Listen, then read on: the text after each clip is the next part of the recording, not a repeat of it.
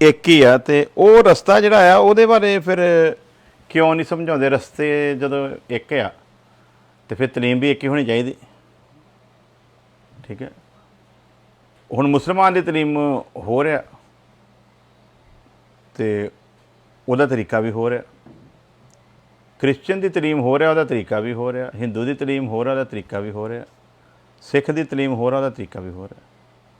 ਤੇ ਫਿਰ ਤਰੀਕਾ ਤਾਂ ਇੱਕ ਹੋਣਾ ਚਾਹੀਦਾ ਸੀ ਨਾ ਘੱਟੋ ਘੱਟ। ਇਹਦਾ ਮਤਲਬ ਵੀ ਮਜ਼ਹਬ ਬਣ ਗਏ ਇਨਸਾਨ ਇੱਕੋ ਹੀ ਆ ਤੇ ਇੱਕ ਔਰਤ ਤੇ ਮਰਦ ਤੋਂ ਪੈਦਾ ਹੋਇਆ। ਤੇ ਜਦੋਂ ਇੱਕ ਔਰਤ ਤੇ ਮਰਦ ਤੋਂ ਪੈਦਾ ਹੋਇਆ ਤੇ ਫਿਰ ਐਡੇ ਮਜ਼ਹਬ ਕਾਹਦੇ ਲਈ ਆ? ਤੇ ਹਰ ਮਜ਼ਹਬ ਆਪਣੇ ਮਜ਼ਹਬ ਨੂੰ ਸਿੱਧ ਕਰਨ ਲਈ ਤੇ ਅਗਲਾ ਕਹਿੰਦਾ ਨਹੀਂ ਮੇਰਾ ਸਹੀ ਹੈ, ਮੈਂ ਜੋ ਕਰਦਾ ਨਾ ਉਹ ਸਹੀ ਹੈ, ਜਿਹੜਾ ਦੂਜੇ ਦਾ ਉਹ ਗਲਤ ਹੈ। ਦੂਜੇ ਨੂੰ ਪੁੱਛਦੇ ਉਹ ਕਹਿੰਦਾ ਨਹੀਂ ਮੇਰੇ ਵਾਲਾ ਸਹੀ ਹੈ। ਕੋਈ ਮੰਨਣ ਲਈ ਤਿਆਰ ਥੋੜ੍ਹੀ ਹੈ। ਹੁਣ ਸਾਨੂੰ ਕਹੇ ਨਹੀਂ ਕ੍ਰਿਸਚੈਨਿਟੀ ਰਸਤਾ ਗਲਤ ਹੈ, ਅਸੀਂ ਮੰਨਾਂਗੇ? ਅਸੀਂ ਕਹਾਂਗੇ ਨਹੀਂ ਜੀ ਬਿਲਕੁਲ ਨਹੀਂ, ਇਹ ਹੀ ਆ ਸਭ ਤੋਂ ਉੱਤਮ, ਇਸ ਤੋਂ ਅੱਗੇ ਤਾਂ ਕੁਛ ਹੈ ਹੀ ਨਹੀਂ। ਸੋ ਇੱਥੇ ਆਉਣ ਦੀ ਗੱਲ ਵੀ ਪਰਮੇਸ਼ਵਰ ਨੂੰ ਮਜ਼ਹਬ ਦੇ ਬੰਧਨ ਦੇ ਵਿੱਚ ਰਹਿ ਕੇ ਨਾ ਕੋਈ ਅਜੇ ਤੱਕ ਸਮਝ ਸਕਿਆ ਤੇ ਨਾ ਕੋਈ ਮਜ਼ਹਬ ਦੇ ਬੰਧਨ ਦੇ ਵਿੱਚ ਰਹਿ ਕੇ ਸਮਝ ਸਕਦਾ। ਮਜ਼ਹਬ ਦੀਆਂ ਜੰਜੀਰਾਂ ਨੂੰ ਤੋੜਾਂਗੇ ਤੇ ਪਰਮੇਸ਼ਵਰ ਸਮਝ ਆਉਣਾ ਹੈ। ਤੁਸੀਂ ਦੱਸੋ ਕ੍ਰਿਸਚਨਾਂ ਦੇ ਪਰਿਵਾਰਾਂ ਦੇ ਵਿੱਚ ਕ੍ਰਿਸਚਨ ਹੀ ਪੈਦਾ ਹੋਏ ਪਏ ਲੋਕਾਂ ਨੂੰ ਕਿੰਨੀ ਕੁ ਅਕਲ ਆ?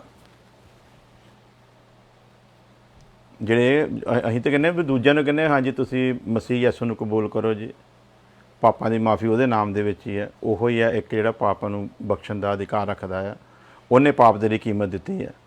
ਠੀਕ ਹੈ ਜੀ, ਉਸ ਤੋਂ ਇਲਾਵਾ ਦੁਨੀਆ 'ਚ ਕੋਈ ਨਹੀਂ ਗਾ ਜਿਹਨੇ ਪਾਪ ਦੇ ਲਈ ਕੀਮਤ ਦਿੱਤੀ ਹੋਵੇ। ਕਿਸੇ ਨੇ ਮਜ਼ਹਬ ਦੀ ਲੜਾਈ ਲੜੀ ਹੋਊ, ਕਿਸੇ ਨੇ ਧਰਮ ਦੀ ਲੜਾਈ ਲੜੀ ਹੋਊ, ਕਿਸੇ ਨੇ ਜਾਤ ਦੀ ਲੜਾਈ ਲੜੀ ਹੋਊਗੀ, ਲੇਕਿਨ ਯਿਸੂ ਮਸੀਹ 'ਤੇ ਇਹੋ ਜਿਹੀ ਕੋਈ ਲੜਾਈ ਨਹੀਂ ਸੀ। ਅਸੀਂ ਦੱਸਦੇ ਨਾ ਲੋਕਾਂ ਨੂੰ ਇਸ ਚੀਜ਼ ਨੂੰ, ਅਸੀਂ ਉਹਨਾਂ ਨੂੰ ਸਮਝਾਉਣ ਅਤੇ ਸਿਖਾਉਣ ਦੀ ਕੋਸ਼ਿਸ਼ ਕਰਦੇ ਹਾਂ। ਹੁਣ ਤੁਸੀਂ ਦੱਸੋ ਵੀ ਜਿਹਨਾਂ ਨੂੰ ਪਤਾ ਲੱਗ ਗਿਆ ਉਹਨਾਂ ਦੇ ਘਰਾਂ ਜਿਹੜੀ ਔਲਾਦ ਪੈਦਾ ਹੁੰਦੀ ਉਹ ਕਿੰਨੇ ਕੁ ਨੇਕ ਆ? ਕ੍ਰਿਸਚਨਾਂ ਦੇ ਨਿਆਣੇ ਕਿੰਨੇ ਕੁ ਚੰਗੇ ਆ? ਉਹ ਵੀ ਬਾਕੀਆਂ ਦੇ ਨਿਆਣਿਆਂ ਵਰਗੇ ਹੀ ਆ, ਹੈ ਨਾ। ਜਵਾਨ ਹੋ ਕੇ ਉਹਨਾਂ ਨੂੰ ਵੀ ਅਗਰ ਉਹਨਾਂ ਨੇ ਰੱਬ ਦੇ ਰਾਹ 'ਤੇ ਚੱਲਣਾ ਆ ਤੇ ਉਹਨਾਂ ਨੂੰ ਵੀ ਨਵੇਂ ਸਿਰੇ ਤੋਂ ਤੌਬਾ ਕਰਕੇ ਤੇ ਆਪਣਾ ਜੀਵਨ ਦੇਣਾ ਪੈਂਦਾ। ਉਹਨਾਂ ਨੂੰ ਮੰਨਣਾ ਪੈਂਦਾ ਇੱਕ ਸਮੇਂ 'ਤੇ ਆ ਕੇ ਮੈਂ ਕੀ ਹਾਂ, ਭਲਾ ਗੁਨੇਗਾਰ ਹਾਂ। ਪਰਮੇਸ਼ਵਰ ਕਿਸੇ ਦਾ ਪੱਖਪਾਤ ਕਰਦਾ?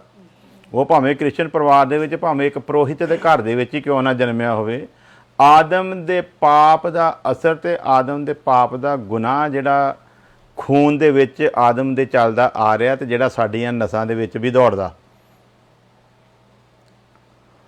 ਉਹ ਪਾਪ ਜਿਹੜਾ ਸਾਡੀਆਂ ਨਸਾਂ ਦੇ ਵਿੱਚ ਦੌੜਦਾ ਹੈ ਤੇ ਉਹ ਪਾਪ ਜਿਹੜਾ ਸਾਡੇ ਕੋਲ ਪਾਪ ਦਾ ਕੰਮ ਕਰਾਉਂਦਾ ਆ, ਉਸ ਪਾਪ ਤੋਂ ਹਰੇਕ ਮਨੁੱਖ ਨੂੰ ਤੌਬਾ ਕਰਨੀ ਹੀ ਪੈਣੀ ਆ, ਉਹ ਭਾਵੇਂ ਕਿਸੇ ਵੀ ਧਰਮੀ ਦੇ ਘਰ 'ਚ ਪੈਦਾ ਕਿਉਂ ਨਾ ਹੋਇਆ ਹੋਵੇ। ਤੇ ਸਾਡੇ ਪੁਰੋਹਿਤਾਂ ਨੇ ਸਾਨੂੰ ਕੀ ਸਿਖਾਇਆ? ਕਹਿੰਦੇ ਬਪਤਿਸਮਾ ਲੈ ਲਓ।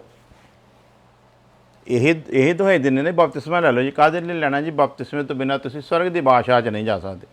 ਤੇ ਤੁਸੀਂ ਮੈਨੂੰ ਦੱਸੋ ਵੀ ਜਿਨ੍ਹਾਂ ਨੇ ਬਪਤਿਸਮਾ ਲਿਆ ਆ, ਇਹ ਬਪਤਿਸਮੇ ਦੇ ਜਿਹੜੇ ਰੂਲ ਆ ਉਹਨਾਂ ਨੂੰ ਇਹਨਾਂ ਨੇ ਅਪਣਾਇਆ? ਬਪਤਿਸਮੇ ਦੇ ਰੂਲਾਂ ਦੇ ਮੁਤਾਬਕ ਜ਼ਿੰਦਗੀ ਜੀ ਰਹੇ ਆ? ਤੇ ਜਦੋਂ ਬਪਤਿਸਮੇ ਦੇ ਰੂਲ ਦੇ ਮੁਤਾਬਕ ਤੁਸੀਂ ਜ਼ਿੰਦਗੀ ਜੀਣੀ ਨਹੀਂ ਤੇ ਤੁਸੀਂ ਭਾਵੇਂ 1000 ਵਾਰੀ ਬਪਤਿਸਮਾ ਲੈ ਲਓ, ਤੁਸੀਂ ਭਾਵੇਂ ਜਾ ਕੇ ਜਰਦਨ, ਕਈ ਕਹਿੰਦੇ ਨਹੀਂ ਜੀ ਮੈਂ ਤਾਂ ਜਰਦਨ ਨਦੀ 'ਚ ਲੈਣਾ ਜਿੱਥੇ ਯਿਸੂ ਮਸੀਹ ਨੇ ਲਿਆ ਸੀਗਾ। ਤੂੰ ਜਰਦਨ ਨਦੀ ਛੱਡ, ਤੂੰ ਭਾਵੇਂ ਸਵਰਗ 'ਚ ਜਾ ਕੇ ਬਪਤਿਸਮਾ ਲੈ ਲਾ। ਜੇ ਤੂੰ ਸਵਰਗ ਦੇ ਕਾਨੂੰਨ ਦੇ ਵਿੱਚ ਬਪਤਿਸਮੇ ਦੇ ਕਾਨੂੰਨ ਨੂੰ ਫਾਲੋ ਹੀ ਨਹੀਂ ਕਰਨਾ ਤੇ ਫਿਰ ਤੇਰਾ ਬਪਤਿਸਮਾ ਹੈ ਹੀ ਨਹੀਂ। ਫਿਰ ਤਾਂ ਤੂੰ ਇਕੱਲਾ ਨਹਾਤਾ ਆ, ਇਸ਼ਨਾਨ ਕਰਕੇ ਆ ਗਿਆ, ਇਸ ਤੋਂ ਜ਼ਿਆਦਾ ਕੁਛ ਨਹੀਂ। ਤੇ ਤੁਸੀਂ ਦੱਸੋ ਵੀ ਕੀ ਬਪਤਿਸਮਾ ਸਾਡੇ ਪਾਪਾਂ ਨੂੰ ਮਾफ़ ਕਰਦਾ? ਬਪਤਿਸਮਾ ਲੈਣ ਦੇ ਨਾਲ ਪਾਪ ਮਾफ़ ਹੋ ਜਾਣਗੇ ਜੀ? ਬਪਤਿਸਮੇ ਦਾ ਪਾਪਾਂ ਦੇ ਨਾਲ ਕੀ ਲੈਣ ਦੇਣਾ? ਜਿੰਨੇ ਵੀ ਮਜ਼ਹਬਾਂ ਨੇ ਇੱਦਾਂ ਦੀਆਂ ਰੀਤਾਂ ਬਣਾਈਆਂ, ਤੁਸੀਂ ਦੱਸੋ ਕਿ ਇੱਕ ਮਜ਼ਹਬ ਦੇ ਬੰਦੇ ਦਾ ਨਾਂ ਦੱਸੋ ਜਿਹਨੇ ਉਹ ਕਰਮ ਕਰਕੇ ਤੇ ਪਾਪ ਛੱਡਿਆ ਹੋਵੇ। ਹਿੰਦੂ ਨੇ ਕਿਹਾ ਤਾਂ ਗੰਗਾ ਨਹਾਇਓ, ਠੀਕ ਹੈ, ਤੇ ਕਿੰਨੇ ਕੁ ਪਾਪ ਮਾफ़ ਹੋ ਗਏ ਤੇ ਕਿੰਨੇ ਕੁ ਪਾਪ ਛੱਡ ਦਿੱਤੇ? ਮੁਸਲਮਾਨ ਕਹਿੰਦਾ ਨਹੀਂ ਸੁੰਨਤ ਕਰਾ ਲਓ, ਯਹੂਦੀ ਵੀ ਕਹਿੰਦਾ ਨਹੀਂ ਸੁੰਨਤ ਕਰਾ ਲਓ, ਸਿੱਖ ਕਹਿੰਦਾ ਨਹੀਂ ਅੰਮ੍ਰਿਤ ਛਕ ਲਓ, ਹਿੰਦੂ ਆਪਣੇ ਕ੍ਰਿਸਚਨ ਕਹਿੰਦਾ ਨਹੀਂ ਬਪਤਿਸਮਾ ਲੈ ਲਓ। ਤੇ ਇਹ ਸਾਰੀਆਂ ਚੀਜ਼ਾਂ ਪ੍ਰਥਾ ਤੇ ਅਸੀਂ ਬਣਾ ਲਈਆਂ ਤੇ ਇਹ ਕਰਨ ਦੇ ਨਾਲ ਅਸੀਂ ਕਿੰਨੇ ਕੁ ਪਾਪਾਂ ਨੂੰ ਛੱਡਿਆ ਜੀ? ਹਾਲਾਤ ਸਾਡੇ ਉੱਦਾਂ ਦੇ ਹੀ ਹੈ। ਹੁਣ ਤੁਸੀਂ ਦੱਸੋ ਵੀ ਅਸੀਂ ਮਸੀਹਤ ਵਿੱਚ ਹੀ ਕਰਦੇ ਹਾਂ। ਮਸੀਹਤ ਦੇ ਵਿੱਚ ਵੀ ਹੁਣ ਕਹਿੰਦਾ ਇੱਕ ਬੰਦਾ ਜੇ ਆਇਆ ਆ ਆਪਣੇ ਬਾਹਮਣ ਪਰਿਵਾਰ ਤੋਂ ਕਹਿੰਦਾ ਮੈਂ ਆਪਣੇ ਮੁੰਡੇ ਦੀ ਸ਼ਾਦੀ ਕਰਨੀ, ਦੇਖਿਓ ਕੋਈ ਕ੍ਰਿਸਚਨ ਕੁੜੀ ਹੋਵੇ ਜਿਹੜੀ ਬਾਹਮਣਾ ਤੋਂ ਕਨਵਰਟ ਹੋ ਕੇ ਆਈ ਹੋਵੇ, ਤੇ ਫਿਰ ਤੈਨੂੰ ਤਾਂ ਕ੍ਰਿਸਚਨ ਕਹਾਉਣ ਦਾ ਹੱਕ ਹੀ ਕੋਈ ਨਹੀਂ।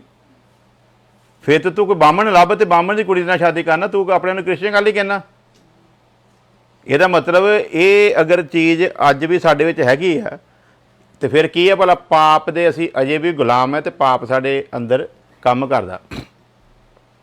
ਭਾਈ ਹੈਗੇ ਨਾ ਭਾਈ ਆਪਣੇ ਕਥਾਵਾਚਕ ਲਖਵਿੰਦਰ ਸਿੰਘ, ਉਹਨਾਂ ਦੇ ਮੈਂ ਕਿਤੇ ਸੁਣਿਆ ਸੀ, ਕਹਿੰਦਾ ਜੀ ਮੇਰੀ ਤਾਈ ਜੀ ਨੇ ਲੈਣਾ ਸੀ, ਅੰਮ੍ਰਿਤ ਛਕਣਾ ਸੀਗਾ, ਤੇ ਕਹਿੰਦੇ ਅੰਮ੍ਰਿਤ ਛਕਣ ਵਾਸਤੇ ਗਏ ਤੇ ਲਾਈਨ ਲੱਗੀ ਹੋਈ ਸੀ, ਤੇ ਉਹਦੇ ਅੱਗੇ ਕਹਿੰਦੇ ਕੋਈ ਸੀਗੀ ਸ਼ਡਿਊਲ ਕਾਸਟ ਬੀਬੀ, ਉਹ ਵੀ ਅੰਮ੍ਰਿਤ ਛਕਣ ਆਈ ਹੋਈ ਸੀ, ਤੇ ਉਹ ਥੋੜੀ ਮਤਲਬ ਹੋਊਗੀ ਸਾਫ਼ ਸੁਥਰੀ ਨਹੀਂ ਹੋਊਗੀ ਜਾਂ ਕਿੱਦਾਂ ਨਹੀਂ, ਤੇ ਉਹ ਹੁਣ ਮਤਲਬ ਘਿਣ ਕਰੇ ਉਹਦੇ ਨਾਲ, ਆਪਣੀ ਹੀ ਉਹ ਚਾਚੀ ਦੀ ਗਵਾਹੀ ਦੇਣ ਡਿਆ ਅੰਮ੍ਰਿਤ ਛਕਣ ਵੇਲੇ ਦੀ, ਤੇ ਕਹਿੰਦੀ ਵੀ ਉਹ ਕਹਿੰਦਾ ਵੀ ਮਨ ਜੇ ਕਰੀ ਹੋਏ ਜਾ ਵਾਹਿਗੁਰੂ, ਇਹ ਤੋਂ ਪਹਿਲਾਂ ਮੇਰਾ ਨੰਬਰ ਆ ਜਾਏ, ਜਾ ਵਾਹਿਗੁਰੂ ਇਹਨੂੰ ਕੁਛ ਹੋਈ ਵੀ ਪਿੱਛੋਂ ਨਿਕਲ ਜਾਵੇ ਕਿਤੇ, ਇਹ ਤੋਂ ਬਾਅਦ ਨਾ ਮੈਨੂੰ ਅੰਮ੍ਰਿਤ ਛਕਣਾ ਪਵੇ। ਕਾਹਦੇ ਲਈ? ਕਿਉਂਕਿ ਅੰਮ੍ਰਿਤ ਛਕਣ ਦੀ ਪ੍ਰਥਾ ਹੀ ਸੀਗੀ ਵੀ ਊਚ ਨੀਚ ਝੂਠ ਜਾਠ ਨੂੰ ਖਤਮ ਕਰਨਾ, ਤੇ ਹੁਣ ਖੜੇ ਕਿੱਥੇ ਤੁਸੀਂ ਅੰਮ੍ਰਿਤ ਛਕਣ ਦੀ ਲਾਈਨ ਦੇ ਵਿੱਚ, ਤੇ ਮਨ ਦੇ ਵਿੱਚ ਕੀ ਚੱਲਦਾ ਪਿਆ? ਨਹੀਂ, ਨੀਚਤਾ ਦਾ ਕੰਮ ਤੇ ਤੁਹਾਡੇ ਅੰਦਰ ਹੀ ਆ। ਅੰਮ੍ਰਿਤ ਛਕਣ ਦਾ ਮਤਲਬ ਕੀ ਹੈ ਭਲਾ? ਅੰਮ੍ਰਿਤ ਛਕਣ ਦੇ ਨਾਲ ਨੀਚਤਾ ਦੂਰ ਨਹੀਂ ਹੋਣੀ, ਜਿਹਨੇ ਨੀਚਤਾ ਦੇ ਫਰਕ ਨੂੰ ਦੂਰ ਕਰਨਾ ਉਹਨੂੰ ਹੱਕ ਹੈ ਅੰਮ੍ਰਿਤ ਛਕੇ ਜਾ ਕੇ, ਤੇ ਨਹੀਂ ਤੇ ਉਹ ਤੇ ਪ੍ਰਥਾ ਹੀ ਰਹਿ ਗਈ ਨਾ, ਉਹ ਤੇ ਸਿਰਫ ਤੁਸੀਂ ਇੱਕ ਮਤਲਬ ਕਰਿਆਂ ਦਾ ਕੰਮ, ਤੇ ਲੇਕਿਨ ਤੁਹਾਡੇ ਅੰਦਰ ਕੋੜ ਹੋਈ ਹੈ। ਤੇ ਸੇਮ ਸਾਡਾ ਬਪਤਿਸਮਾ ਹੈ, ਇਹਦੇ ਵਿੱਚ ਵੀ ਕੋਈ ਫਰਕ ਨਹੀਂਗਾ। ਬਪਤਿਸਮੇ ਦਾ ਤਾਂ ਮਤਲਬ ਹੈਗਾ ਆ ਵੀ ਸਾਡੇ ਲਈ ਕੋਈ ਕੁਰਬਾਨ ਹੋਇਆ, ਸਾਡੇ ਲਈ ਕਿਸੇ ਨੇ ਕੀਮਤ ਦਿੱਤੀ ਹੈ, ਜਿਹਨੇ ਸਾਡੀ ਕੀਮਤ ਦਿੱਤੀ ਉਹ ਸਾਡੇ ਲਈ ਮਰਿਆ ਆ, ਹੁਣ ਅਸੀਂ ਉਹਦੇ ਲਈ ਮਰਨਾ ਆ। ਉਹਦੇ ਲਈ ਕਿੱਦਾਂ ਮਰਨਾ ਆ? ਸੰਤ ਪਲੂਸ ਕਹਿੰਦਾ ਮੈਂ ਸਰੀਰ ਦੀਆਂ ਸਾਰੀਆਂ ਕਾਮਨਾਵਾਂ ਨੂੰ, ਉਹਦੀਆਂ ਸਾਰੀਆਂ ਅਭਿਲਾਸ਼ਾਵਾਂ ਸਹਿਤ ਯਿਸੂ ਮਸੀਹ ਜਿਵੇਂ ਸਲੀਬ ਤੇ ਚੜਿਆ, ਉਸੇ ਤਰ੍ਹਾਂ ਮੈਂ ਆਪਣੇ ਆਪ ਨੂੰ ਉਹਦੇ ਨਾਲ ਸਲੀਬ ਤੇ ਲਟਕਾ ਦਿੱਤਾ। ਹੁਣ ਮੈਂ ਨਹੀਂ ਜਿਉਂਦਾ ਬਲਕਿ ਮਸੀਹ ਮੇਰੇ ਵਿੱਚ ਜਿਉਂਦਾ ਆ। ਹੁਣ ਜਿਹਨੇ ਜਿਉਣਾ ਆ, ਜੇ ਉਹਨੇ ਬਪਤਿਸਮਾ ਲਿਆ ਤਾਂ ਉਹਨੇ ਮਸੀਹ ਦੀ ਤਰ੍ਹਾਂ ਜਿਉਣਾ ਆ। ਮਸੀਹ ਦੇ ਬਾਰੇ ਕੀ ਲਿਖਿਆ? ਲਿਖਿਆ ਵੀ ਉਹ ਗਾਲੀ ਖਾ ਕੇ ਗਾਲੀ ਦਿੰਦਾ ਨਹੀਂ ਸੀ, ਉਹ ਕਿਸੇ ਨਾਲ ਉੱਚੀ ਆਵਾਜ਼ 'ਚ ਝਗੜਾ ਨਹੀਂ ਸੀ ਕਰਦਾ, ਠੀਕ ਹੈ? ਕਿਉਂ? ਕਿਉਂਕਿ ਉਹਨੂੰ ਪਤਾ ਸੀ ਮੇਰਾ ਕੰਮ ਕੀ ਹੈ ਤੇ ਮੈਂ ਕਾਹਦੇ ਵਾਸਤੇ ਇਸ ਸੰਸਾਰ ਦੇ ਵਿੱਚ ਆਇਆ ਆ।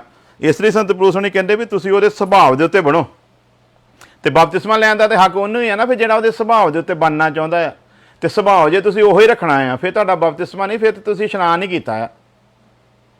ਉਹਨੂੰ ਬਪਤਿਸਮਾ ਬਾਈਬਲ ਨਹੀਂ ਕਦੀ ਵੀ ਕਹੂਗੀ। ਯਹੂਦੀ ਇਸੇ ਚੀਜ਼ 'ਚ ਭੂਏ ਚੜ੍ਹ ਗਏ, ਕਹਿੰਦੇ ਸਾਡੀ ਸੁਨਨਤ ਆ, ਅਸੀਂ ਖੁਦਾ ਦੀ ਖਾਸ ਪ੍ਰਜਾ ਆ, ਸਾਡੇ ਤੋਂ ਉੱਪਰ ਦੁਨੀਆ 'ਚ ਕੋਈ ਕੌਮ ਹੀ ਨਹੀਂ।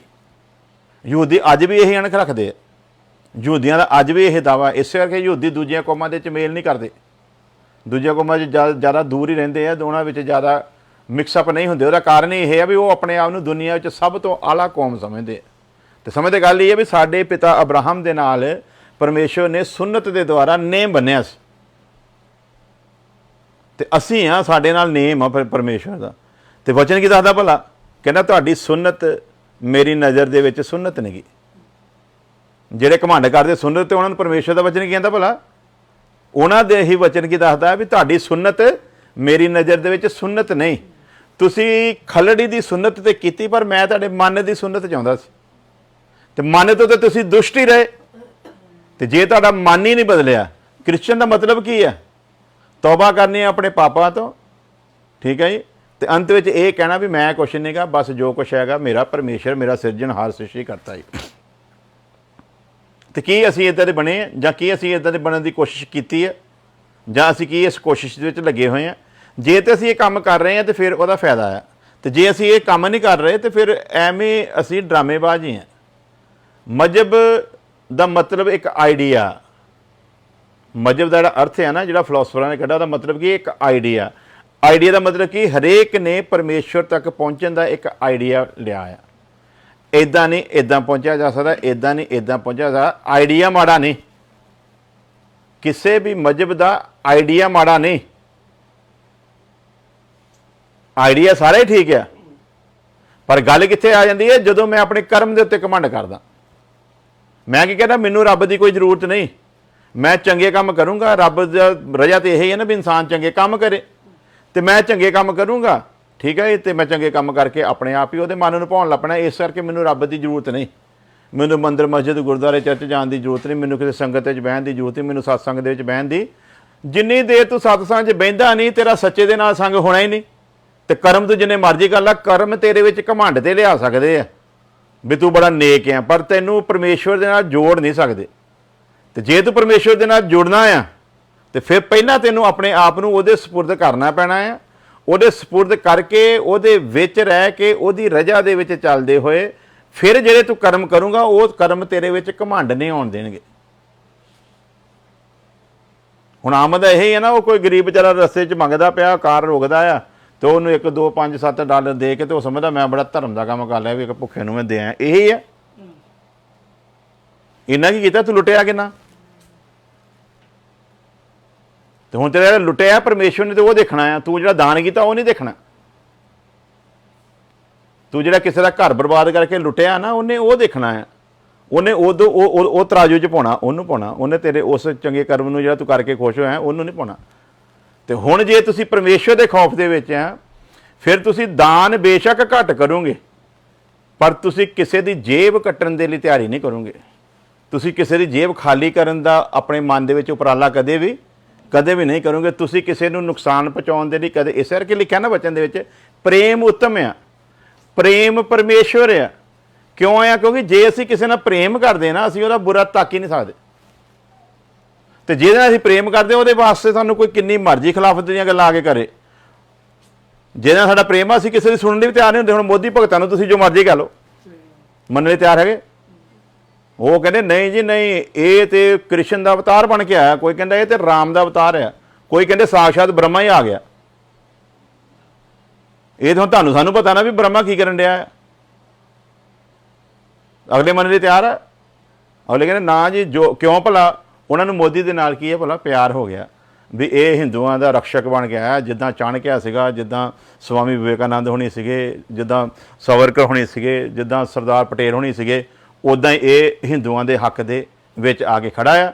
ਇਸ ਕਰਕੇ ਇਹ ਸਾਡਾ ਕੀ ਹੈ, ਇਹ ਆ ਸਾਡਾ ਮਸੀਹਾ। ਹੁਣ ਉਹਨਾਂ ਨੇ ਉਹਦੀ ਕਮੀ ਨੂੰ ਕਿਸੇ ਨੂੰ ਨਹੀਂ ਦੇਖਣਾ। ਲੇਕਿਨ ਪਰਮੇਸ਼ਵਰ ਕਿਸੇ ਦਾ ਪੱਖਪਾਤ ਨਹੀਂ ਕਰਦਾ।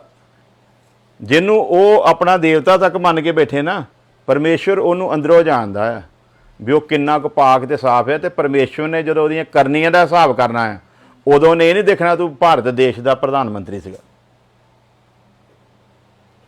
ਜਦੋਂ ਪਰਮੇਸ਼ਵਰ ਦਾ ਤਖਤਾ ਪਲਟਣਾ, ਹੁਣ ਉਹ ਸੋਚਦੇ ਪਏ ਵੀ ਸਾਡੀ ਹਕੂਮਤ ਬਣ ਗਈ ਆ, ਹੁਣ ਸਾਨੂੰ ਕੋਈ ਹਿਲਾ ਸਕਦਾ ਨਹੀਂ ਆ। ਅਸੀਂ ਸਭ ਕੁਝ ਆਪਣੇ ਕਬਜ਼ੇ 'ਚ ਲੈ ਲਿਆ। ਆਰਮੀ ਸਾਡੇ ਕਬਜ਼ੇ, ਅਦਾਲਤਾਂ ਸਾਡੇ ਕਬਜ਼ੇ, ਪ੍ਰਸ਼ਾਸਨ ਸਾਡੇ ਕਬਜ਼ੇ ਵਿੱਚ। ਹੁਣ ਤੇ ਕੁਛ ਵੀ ਨਹੀਂ, ਜਿੰਨੇ ਮਰਜ਼ੀ ਕੋਈ ਪ੍ਰਦਰਸ਼ਨ ਕਰ ਲਵੇ, ਜਿੰਨਾ ਮਰਜ਼ੀ ਖਿਲਾਫ ਕਰ ਲਵੇ।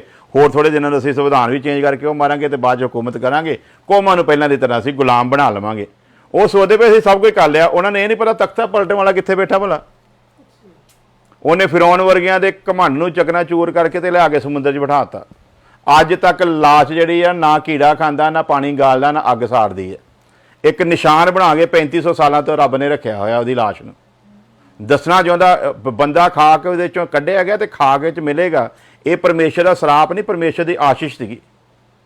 ਤੇ ਇਸ ਬੰਦੇ ਲਈ ਲਾਨਤ ਭਲਾ ਕੀ ਬਣੀ ਫਿਰੌਨ ਦੇ ਲਈ? ਇਹ ਕਹਿੰਦਾ ਮੈਂ ਖੁਦਾ ਆਇਆ, ਮੇਰੇ ਤੋਂ ਅੱਗੇ ਕੋਈ ਹੈ ਨਹੀਂ ਤੇ ਮੇਰੀ ਪੂਜਾ ਕਰੋ। ਤੇ ਰੱਬ ਨੇ ਐਸੀ ਸਜ਼ਾ ਲਿਆਂਦੀ ਆ, 35 ਸਾਲਾਂ ਤੋਂ ਉਹਦੀ ਲਾਸ਼ ਉੱਦਾਂ ਹੀ ਪਈ ਹੈ।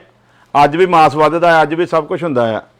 ਉਹ ਕਾਹਦੇ ਲਈ ਰੱਖੀ ਹੋਈ ਉਹਦੀ ਲਾਸ਼? ਪਰਮੇਸ਼ਵਰ ਨੇ ਕਿਉਂ ਨਹੀਂ? ਸਮੁੰਦਰ 'ਚ ਕਿੰਨੇ ਸਾਲ ਰਹੀ, ਕਿਸੇ ਜੀਵ ਜੰਤੂ ਨੇ ਉਹਦੀ ਲਾਸ਼ ਨੂੰ ਖਾਧਾ ਨਹੀਂ। ਮਿੱਟੀ 'ਚ ਦਫਨ ਕੀਤਾ, ਬਾਅਦ 'ਚ ਦੇਖਿਆ ਚੈੱਕ ਕਰਕੇ ਤੇ ਉੱਦਾਂ ਹੀ ਆ, ਕੁਛ ਵੀ ਉਹਨੂੰ ਹੋਇਆ ਹੀ ਨਹੀਂ। ਅੱਗ ਤੇ ਰੱਖਦੇ ਆ ਤੇ ਸੜਦੀ ਨਹੀਂ। ਕੀ ਕਾਰਨ ਹੈ? ਜਿਉਂਦੀ ਜਾਗਦੀ ਮਿਸਾਲ ਆ ਫਿਰੌਨ ਦੀ ਲਾਸ਼।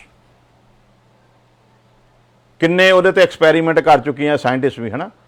ਉਹ ਕਾਰਨ ਕੀ ਹੈ? ਇਹ ਇਹੋ ਜਿਹੇ ਘਮੰਡੀ ਬੜੀ ਵਾਰੀ ਆਏ। ਬਾਦਸ਼ਾਹ ਨਬੂਕਦਨਸਰ ਆਪਣੇ ਮਹਿਲ ਤੇ ਚੜ੍ਹ ਕੇ ਕਹਿੰਦਾ ਆਹ ਸਭ ਕੁਝ ਕਹਿੰਦਾ ਮੈਂ ਆਪਣੀ ਤਾਕਤ ਦੇ ਨਾਲ ਤੇ ਆਪਣੀ ਅਕਲ ਤੇ ਬੁੱਧ ਦੇ ਨਾਲ ਬਣਾਇਆ। ਕੀ ਫਰਿਸ਼ਤੇ ਨੇ ਆ ਕੇ ਕਿਹਾ? ਕਹਿੰਦਾ ਇਹ ਬਾਦਸ਼ਾਹ ਨਬੂਕਦਨਸਰ ਤੇਰੇ ਮਨ 'ਚ ਜੋ ਕੁਝ ਆਇਆ ਨਾ, ਇੱਕ ਗੱਲ ਜਾਣ ਰੱਖ, ਸਰਵ ਸ਼ਕਤੀਮਾਨ ਪਰਮੇਸ਼ਰ ਆ ਜਿਹੜਾ ਰਾਜ ਕਰਦਾ ਹੈ ਤੇ ਜਿਹਨੂੰ ਚਾਹੁੰਦਾ ਉਹਨੂੰ ਦਿੰਦਾ ਆ। ਹੁਣ ਤੂੰ ਆਪਣੇ ਮਨ ਵਿੱਚ ਠਾਣਿਆ ਨਾ, ਤੇ ਹੁਣ ਤੇਰਾ ਹਸ਼ਰ ਇਹ ਹੋਊਗਾ ਅੱਜ ਦੀ ਰਾਤ ਦੇ ਲਈ ਆਖਰੀ ਆ। ਸਵੇਰੇ ਜਿੱਦਾਂ ਇੱਕ ਡੰਗਰ ਬੰਨਿਆ ਜਾਂਦਾ ਨਾ ਖੇਤ ਦੇ ਵਿੱਚ, ਉੱਦਾਂ ਤੂੰ ਬੰਨਿਆ ਜਾਵੇਂਗਾ। ਤੇਰੇ ਉੱਤੋਂ 7 ਸਮੇਂ ਨਿਕਲਣਗੇ। 7 ਸਾਲਾਂ ਤੱਕ ਤੂੰ ਇੱਕ ਡੰਗਰ ਦਾ ਜੀਵਨ ਜੀਵੇਂਗਾ। ਕਿੱਲੇ ਦੇ ਨਾਲ ਜਾ ਕੇ ਬਾਦਸ਼ਾਹ ਬੰਨ੍ਹ ਦਿੱਤਾ 7 ਸਾਲਾਂ ਦੇ ਲਈ। ਘਾਹ ਖਾਂਦਾ ਸੀ।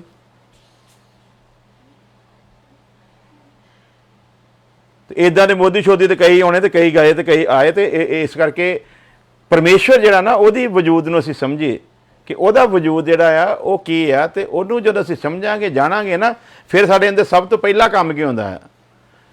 ਭਗਤੀ ਕਰਨ ਦਾ ਫਾਰਮੂਲਾ ਤੇ ਭਗਤੀ ਕਰਨ ਦਾ ਬੈਨੀਫਿਟ ਜਿਹੜਾ ਸਭ ਤੋਂ ਵੱਧ ਕੀ ਹੈ? ਭਗਤੀ ਅਗਰ ਕੋਈ ਕਹਿੰਦਾ ਨਾ ਮੈਂ ਕਰਦਾ ਆ, ਤੇ ਸਭ ਤੋਂ ਪਹਿਲੀ ਗੱਲ ਆ ਉਹਦੀ ਨਿਸ਼ਾਨੀ ਕੀ ਆ? ਉਹਦੇ ਅੰਦਰ ਪਰਮੇਸ਼ਵਰ ਦਾ ਡਰ ਹੋਊਗਾ। ਭਗਤੀ ਕਰਨ ਵਾਲੀ ਕੀ ਨਿਸ਼ਾਨੀ ਆ? ਉਹ ਹਮੇਸ਼ਾ ਪਰਮੇਸ਼ਵਰ ਦੇ ਡਰ ਦੇ ਵਿੱਚ ਜੀਊਗਾ। ਜਿਹੜਾ ਭਗਤੀ ਕਰਦਾ ਆ ਉਹ ਕਦੇ ਕਿਸੇ ਦਾ ਬੁਰਾ ਤੱਕ ਸਕਦਾ, ਜਿਹੜਾ ਭਗਤੀ ਕਰਦਾ ਕਿਸੇ ਦਾ ਹੱਕ ਵੀ ਮਾਰ ਸਕਦਾ, ਜਿਹੜਾ ਭਗਤੀ ਕਰਦਾ ਹੈ ਉਹ ਇਨਸਾਨ ਨੂੰ ਇਨਸਾਨ ਕਰਕੇ ਸਮਝੂਗਾ, ਕਿਉਂਕਿ ਪਰਮੇਸ਼ਵਰ ਦੀ ਸਭ ਤੋਂ ਅਹਿਮ ਜਾਤ ਆ। ਉਹ ਇਨਸਾਨ ਦੇ ਜਿੱਥੇ ਕਿਤੇ ਕੰਮ ਆ ਸਕਦਾ ਕਿਸੇ ਵੀ ਤਰ੍ਹਾਂ, ਉਹ ਹਮੇਸ਼ਾ ਆਪਣੇ ਆਪ ਨੂੰ ਤਿਆਰ ਰੱਖੂਗਾ। ਉਹ ਕਦੇ ਵੀ ਕਿਸੇ ਵੀ ਇਨਸਾਨ ਦੇ ਵਿੱਚ ਊਚ ਨੀਚ ਦਾ ਫਰਕ ਕਦੇ ਵੀ ਆਪਣੇ ਮਨ ਦੇ ਵਿੱਚ ਲਿਆ ਸਕਦਾ ਨਹੀਂ। ਭਗਤੀ ਦਾ ਮਤਲਬ ਹੀ ਇਹ ਆ। ਤੇ ਜੇ ਮੈਂ ਕਹਾਂ ਮੈਂ ਭਗਤੀ ਕਰਦਾ ਆ ਤੇ ਮੈਂ ਕਹਾਂ ਆਹ ਚੂੜਾ ਆ ਤੇ ਆਹ ਚਮਾਰ ਆ, ਬਾਹਮਣ ਆ ਤੇ ਆਹ ਖੱਤਰੀ ਆ, ਜੱਟ ਆ ਤੇ ਆਹ ਵਜੂਦੀ ਆ, ਤੇ ਇਹਦਾ ਮਤਲਬ ਅਜੇ ਤੱਕ ਤੇ ਮੈਨੂੰ ਜਾਤਾਂ ਦਿਸਦੀਆਂ ਹੋਈਆਂ ਤੇ ਮੈਂ ਉਹਦੇ ਸ਼ਰਨ ਦੇ ਵਿੱਚ ਫਿਰ ਆਪਣੇ ਨੂੰ ਪੂਰਾ ਕੀਤਾ ਨਹੀਂ। ਜਿਹਨੇ ਕਿਹਾ ਅਵਲ ਅੱਲਾ ਨੂਰ ਪਾਇਆ ਕੁਦਰਤ ਦੇ ਸਭ ਬੰਦੇ ਆ, ਤੇ ਜੇ ਕੁਦਰਤ ਦੇ ਬੰਦੇ ਆ ਤੇ ਜੇ ਇੱਕ ਨੂਰ ਤੇ ਉਪਜੇ ਆ ਤੇ ਫਿਰ ਤੇਰੇ ਮਨ 'ਚ ਆਇਆ ਕਿੱਦਾਂ ਵੀ ਆਹ ਚੂੜਾ ਤੇ ਆਹ ਚਮਾਰਾ ਜੋ ਵਿਚਾਰਾ ਬਣਿਆ ਨਾ ਦ੍ਰਿਤ ਇੱਕ ਮੁੱਖ ਮੰਤਰੀ, ਤੇ ਉਹਦੇ ਉੱਤੇ ਬਿਆਨ ਕਰ ਦਿੱਤੇ ਜੀ ਲਓ ਜੀ ਚੂੜਾ ਚਮਾਰ ਕੇ ਸਾਡੇ ਲਿਆ ਬਿਠਾਤਾ। ਜਿਹੜੇ ਚੂੜੇ ਚਮਾਰਿਆਂ ਨੇ ਤੁਹਾਨੂੰ 70-80 ਸਾਲ ਰਾਜ ਕਰਾਇਆ, ਜੇ ਅੱਜ ਉਹਨਾਂ ਦਾ ਬਣ ਗਿਆ ਤੇ ਫਿਰ ਕੀ ਹੋ ਗਿਆ? ਬੁੱਧੀ ਦੇਖੋ ਨਾ ਇਨਸਾਨ ਦੀ ਕਿੱਥੇ ਟਿਕੀ ਹੋਈ ਆ ਵੀ ਉਹਨਾਂ ਚੂੜੇ ਚਮਾਰਾਂ ਦੀ ਵੋਟਾਂ ਦੇ ਨਾਲ ਜੇ ਤੁਸੀਂ 70 ਸਾਲ ਆਪਣਾ ਮੁੱਖ ਮੰਤਰੀ ਬਣਾਇਆ ਤੇ ਜੇ ਅੱਜ ਚੂੜਾ ਚਮਾਰ ਬਣ ਗਿਆ ਤੇ ਬਰਦਾਸ਼ਤ ਕਰੋ। ਫਿਰ ਤੁਸੀਂ ਉਹਨੂੰ ਚੂੜਾ ਚਮਾਰ ਕਰਨ ਲਈ ਦੇ ਰਹੇ। ਤੁਸੀਂ ਦੇਖੋ ਤੇ ਸਿਰ ਤੇ ਪਾ ਗਿਆ, ਉਹ ਗੁਰਦੁਆਰੇ ਦੀ ਸ਼ਰਨ 'ਚ ਜਾਣ ਵਾਲਾ ਬੰਦਾ ਆ, ਉਹ ਗੁਰੂ ਗ੍ਰੰਥ ਸਾਹਿਬ ਨੂੰ ਆਪਣਾ ਗੁਰੂ ਕਰਕੇ ਮੰਨਦਾ ਆ, ਠੀਕ ਹੈ ਜੀ। ਤੇ ਫਿਰ ਜੇ ਤੁਸੀਂ ਸਿੱਖ ਹੋ ਤੇ ਫਿਰ ਤੁਸੀਂ ਸਿੱਖ ਐਜ ਉਹਨੂੰ ਸਿੱਖ ਹੀ ਲਓ। ਜਿੱਦਾਂ ਤੁਸੀਂ ਪ੍ਰਕਾਸ਼ ਸਿੰਘ ਬਾਦਲ ਨੂੰ ਲਿਆ, ਜਿੱਦਾਂ ਤੁਸੀਂ ਕੈਪਟਨ ਅਮਰਿੰਦਰ ਸਿੰਘ ਨੂੰ ਲਿਆ, ਉੱਦਾਂ ਤੁਸੀਂ ਉਹਨੂੰ ਵੀ ਗ੍ਰਹਿਣ ਕਰੋ ਨਾ। ਹੁਣ ਤੁਸੀਂ ਉਹਦੀ ਵਿਰੋਧਤਾ ਕਰਨ ਲਈ ਕਰਦੇ। ਇੱਥੋਂ ਪਤਾ ਲੱਗਦਾ ਤੁਹਾਡੇ ਵਿੱਚ ਸਿੱਖੀ ਹੈ ਨਹੀਂ ਗੀ, ਤੁਸੀਂ ਸਿਰਫ ਬਾਣਾ ਪਾ ਲਿਆ। ਤੇ ਜੇ ਤੁਹਾਡੇ ਵਿੱਚ ਸਿੱਖੀ ਹੁੰਦੀ ਤਾਂ ਤੁਸੀਂ ਇਹ ਸ਼ਬਦ ਕਦੇ ਵੀ ਉਹਦੇ ਇਸਤੇਮਾਲ ਨਹੀਂ ਕਰਦੇ। ਸੋ ਜੋ ਭਗਤੀ ਦਾ ਲੈਵਲ ਕੀ ਆ, ਭਗਤੀ ਦਾ ਲੈਵਲ ਇਹ ਪਾਪ ਦੇ ਜਿਹੜਾ ਕੋੜ ਸਾਨੂੰ ਲੱਗਿਆ ਹੋਇਆ ਨਾ, ਇਹ ਪਾਪ ਦੇ ਕੋੜ ਨੂੰ ਸਾਡੇ ਅੰਦਰੋਂ ਕੱਢਦਾ ਆ। ਭਗਤੀ ਕਰਨ ਦਾ ਮਤਲਬ ਹੀ ਇਹ ਹੈ। ਤੇ ਜੇ ਭਗਤੀ ਕਰਨ ਤੋਂ ਬਾਅਦ ਵੀ ਸਾਡੇ ਅੰਦਰ ਇਹ ਚੀਜ਼ਾਂ ਆ ਤੇ ਫਿਰ ਸਮਝ ਲਓ ਅਜੇ ਸਾਨੂੰ ਬੜਾ ਕੁਝ ਸਿੱਖਣ ਤੇ ਸਮਝਣ ਦੀ ਲੋੜ ਆ। ਇਸ ਕਰਕੇ ਇਹਨਾਂ ਆਈਡੀਆ ਤੋਂ ਬਾਹਰ ਨਿਕਲਣਾ, ਇਹਨਾਂ ਬੰਧਨਾਂ ਤੋਂ ਅਸੀਂ ਬਾਹਰ ਨਿਕਲਣਾ ਹੈ, ਕਿਉਂਕਿ ਇਹ ਚੀਜ਼ਾਂ ਸਾਨੂੰ ਦੱਸੀਆਂ ਗਈਆਂ ਬਚਪਨ ਤੋਂ, ਤੇ ਜੋ ਸਾਨੂੰ ਬਚਪਨ ਤੋਂ ਸਿਖਾਇਆ ਗਿਆ ਸਾਡੀ ਉਹੀ ਆਸਥਾ ਬਣ ਗਈ। ਹੁਣ ਇਹ ਸਾਡੇ ਕੀ ਕਹਿੰਦੇ ਆ, ਮਨੂਵਾਦੀ ਕਹਿੰਦੇ ਜੀ ਆਹ ਵਿਦੇਸ਼ੀ ਧਰਮ ਹੈ ਜੀ। ਕਿਹੜਾ ਭਲਾ ਕ੍ਰਿਸਚਨ ਵਿਦੇਸ਼ੀ ਧਰਮ ਹੈ? ਇਹਨਾਂ ਪੁੱਛਣ ਵਾਲਾ ਹੋਵੇ ਭਾਰਤ ਦੇਸ਼ ਵਿੱਚ ਉਹ ਧਰਮ ਦੱਸੋ ਜਿਹੜਾ ਦੇਸ਼ੀ ਹੈ। 5000 ਸਾਲ ਪਹਿਲਾਂ ਤੁਸੀਂ ਆਏ, ਤੁਸੀਂ ਵੀ ਵਿਦੇਸ਼ੀ ਹੈ। ਤੁਹਾਡੇ ਤੋਂ ਬਾਅਦ ਮੁਗਲ ਆਏ, ਉਹ ਵੀ ਵਿਦੇਸ਼ੀ ਹੈ। ਤੁਰਕੀ ਆਏ, ਉਹ ਵੀ ਵਿਦੇਸ਼ੀ ਹੈ। ਪਾਰਸੀ ਆਏ, ਉਹ ਵੀ ਵਿਦੇਸ਼ੀ ਹੈ। ਗੋਰੇ ਆਏ, ਉਹ ਵੀ ਵਿਦੇਸ਼ੀ ਹੈ। ਤੁਸੀਂ ਵੀ ਵਿਦੇਸ਼ੀ ਹੈ, ਤੇ ਫਿਰ ਦੇਸ਼ੀ ਕੌਣ ਹੋਇਆ? ਦੇਸ਼ੀ ਤੇ ਭਾਰਤ ਦੇ ਮੂਲ ਨਿਵਾਸੀ ਹੋਏ ਨਾ, ਤੇ ਉਹਨਾਂ ਦਾ ਤੁਸੀਂ ਵਜੂਦ ਹੀ ਖਤਮ ਕਰ ਦਿੱਤਾ। ਤੇ ਫਿਰ ਤੁਸੀਂ ਕਹਿੰਦੇ ਹੋ ਵੀ ਧਰਮ ਪਰਿਵਰਤਨ ਗਲਤ ਆ। ਤੇ ਤੁਸੀਂ ਦੱਸੋ ਵੀ ਭਾਰਤ ਦੇ ਵਿੱਚ ਤੁਸੀਂ ਮੁੱਠੀ ਭਰ ਲੋਕ ਆਏ ਸੀਗੇ, ਤੇ ਜਦੋਂ ਤੁਸੀਂ ਆਏ ਆ ਤੇ ਭਾਰਤ ਦੀ ਅਰਬ ਤੋਂ ਜ਼ਿਆਦਾ ਜਨਸੰਖਿਆ ਆ, ਬਾਕੀ ਸਾਰੇ ਇੱਥੇ ਦੇ ਮੂਲ ਨਿਵਾਸੀ ਜਿਹਨਾਂ ਤੁਸੀਂ ਅੱਜ ਹਿੰਦੂਆਂ ਦੇ ਚ ਰਲਾ ਲਿਆ, ਤੇ ਤੁਸੀਂ ਉਹਨਾਂ ਨੂੰ ਹਿੰਦੂ ਨਹੀਂ ਬਣਾਇਆ। ਤੁਹਾਨੂੰ ਤੇ ਹੱਕ ਹੀ ਨਹੀਂ ਕਹਿੰਦਾ ਵੀ ਕੋਈ ਧਰਮ ਪਰਿਵਰਤਨ ਹੋ ਰਿਹਾ ਜਾਂ ਵਿਦੇਸ਼ੀ ਧਰਮ ਹੈ। ਤੇ ਨਾਲੇ ਪਰਮੇਸ਼ਵਰ ਕਾਹਦਾ ਦੇਸ਼ੀ ਤੇ ਕਾਹਦਾ ਵਿਦੇਸ਼ੀ? ਕਾਰਨ ਕੀ ਆ? ਕਸੂਰ ਇਹਨਾਂ ਦਾ ਨਹੀਂਗਾ, ਕਸੂਰ ਪਾਪ ਰਾਜ ਕਰਦਾ ਹੈ, ਤੇ ਪਾਪ ਇਹੋ ਜਿਹੇ ਵਿਚਾਰ ਸਾਡੇ ਅੰਦਰ ਲੈ ਕੇ ਆਉਂਦਾ ਹੈ। ਉਹ ਇਹੋ ਜਿਹੇ ਘਿਰਨਾਤਮਕ ਚੀਜ਼ਾਂ ਸਾਡੇ ਅੰਦਰ ਪੈਦਾ ਕਰਦਾ ਤਾਂ ਕਿ ਅਸੀਂ ਇਨਸਾਨ ਹੁੰਦੇ ਹੋਏ ਇਨਸਾਨ ਦੇ ਨਾਲ ਘਿਰਨਾ ਕਰੀਏ। ਜਦ ਕਿ ਹਕੀਕਤ ਇਹ ਹੈ ਵੀ ਸਾਨੂੰ ਸੱਚਾਈ ਨੂੰ ਕਬੂਲ ਕਰਨਾ ਪੈਣਾ। ਤੇ ਵਚਨ 'ਚ ਲਿਖਿਆ ਸੱਚਾਈ ਨੂੰ ਜਾਣੋਗੇ ਤੇ ਸੱਚਾਈ ਤੁਹਾਨੂੰ ਆਜ਼ਾਦ ਕਰੋਗੀ। ਤੇ ਸੱਚ ਜਦੋਂ ਦੱਸ ਦਿਓ ਤਾਂ ਦੁੱਖ ਲੱਗਦਾ। ਕਾਣੇ ਨੂੰ ਕਾਣਾ ਕਹੋ ਤਾਂ ਉਹਨੂੰ ਕੀ ਲੱਗੂਗਾ ਭਲਾ? ਦੁੱਖ ਲੱਗੂਗਾ। ਜਦ ਕਿ ਉਹਨੂੰ ਪਤਾ ਵੀ ਮੈਂ ਕਾਣਾ ਹੈ, ਫਿਰ ਵੀ ਉਹਨੂੰ ਕੀ ਲੱਗਦਾ ਹੈ? ਦੁੱਖ ਲੱਗਦਾ। ਉਸੇ ਤਰ੍ਹਾਂ ਗੁਨੇਗਾਰ ਨੂੰ ਤੁਸੀਂ ਗੁਨੇਗਾਰ ਕਹੋਗੇ ਉਹਨੂੰ ਦੁੱਖ ਲੱਗਦਾ ਹੈ, ਜਦ ਕਿ ਉਹਨੂੰ ਅੰਦਰੂਨੀ ਪਤਾ ਹੈ ਵੀ ਮੈਂ ਗੁਨੇਗਾਰ ਹਾਂ, ਮੈਂ ਕੋਈ ਪਾਕ ਸਾਫ ਕੋਈ ਨੇਕ ਬੰਦਾ ਨਹੀਂ। ਉਹਨੂੰ ਪਤਾ ਹੈ, ਬਾਵਜੂਦ ਇਹਦੇ ਫਿਰ ਵੀ ਉਹ ਇਸ ਚੀਜ਼ ਤੋਂ ਬਾਜ ਨਹੀਂ ਹੁੰਦਾ। ਰਾਜਨੀਤੀ ਮੇਰੇ ਜੀਵਨ ਦੇ ਵਿੱਚ ਮੈਂ ਦੱਸਿਆ ਕਈ ਵਾਰੀ, ਇੱਕ ਮਰਗ ਹੋ ਗਈ ਸਾਡੇ, ਤੇ ਅਸੀਂ ਸ਼ਮਸ਼ਾਨ ਘਾਟ ਦੇ ਵਿੱਚ ਗਏ ਹੋਏ ਹਾਂ, ਤੇ ਜਿਹੜੀ ਮੇਰੀ ਵਿਰੋਧੀ ਪਾਰਟੀ ਹੈ ਉਹਨਾਂ ਦੇ ਬੰਦੇ ਵੀ ਉੱਥੇ ਆਏ ਹੋਏ। ਤੇ ਮੁੰਡਾ ਥੋੜਾ ਚੰਗਾ ਸੀ, ਮਤਲਬ ਮਿਲਨਸਾਰ ਸੀ, ਜਿਹਦੀ ਮੌਤ ਹੋਈ ਸੀਗੀ। ਤੇ ਉਹ ਨਾਲ ਦੇ ਬੰਦੇ ਨੇ ਉਹਨਾਂ ਦਾ ਮੋਢਾ ਮਾਰ ਕੇ ਤੇ ਮੇਰੇ ਵੱਲ ਇਸ਼ਾਰਾ ਕਰਕੇ ਕਹਿੰਦਾ ਯਾਰ ਰੱਬ ਵੀ ਕਹਿੰਦਾ ਚੰਗੇ ਬੰਦਿਆਂ ਨੂੰ ਚੁੱਕਦਾ, ਮਾੜਿਆਂ ਨੂੰ ਕਹਿੰਦਾ ਰੱਬ ਮੇਰੇ ਵੱਲ ਨੂੰ ਇਸ਼ਾਰਾ ਕਰਕੇ ਕਹਿੰਦਾ ਮਾੜਿਆਂ ਨੂੰ ਰੱਬ ਵੀ ਨਹੀਂ ਚੁੱਕਦਾ। ਹੁਣ ਉਹ ਦੱਸਣਾ ਕੀ ਚਾਹੁੰਦਾ ਵੀ ਮੈਂ ਮਾੜਾ ਆ ਤੇ ਉਹ ਆਪ ਚੰਗੇ ਆ। ਤੇ ਉਹਦਾ ਨਾਂ ਸੀ ਵੀਰਾ। ਮੈਂ ਕਿਹਾ ਵੀਰੇ ਭਾ ਵੀ ਮੈਨੂੰ ਇੱਕ ਗੱਲ ਦੱਸ ਵੀ ਤੂੰ ਹੁਣੇ ਕਿਹਾ ਆ ਵੀ ਰੱਬ ਜਿਹੜਾ ਆ ਨਾ ਉਹ ਚੰਗਿਆਂ ਨੂੰ ਚੁੱਕਦਾ, ਮਾੜਿਆਂ ਨੂੰ ਚੁੱਕਦਾ। ਤੇ ਮੈਂ ਕਿਹਾ ਸਾਡੀ ਬੱਸੀ ਬਾਹ ਖੇਲ ਜੇ ਤੂੰ ਹੀ ਇੱਕ ਚੰਗਾ ਆ। ਹਾਂਜੀ मैं ये नहीं कहा मैं चंगा, मैं साडी बाखीर बस्ती दे विच जे रब चंगियां ने चुकदा ना ते तू ही चंगा आ, ते तू मेरे 15-20 साल वड्डा आ, तैनू तो अजे तक रब ने चुकिया नहीं।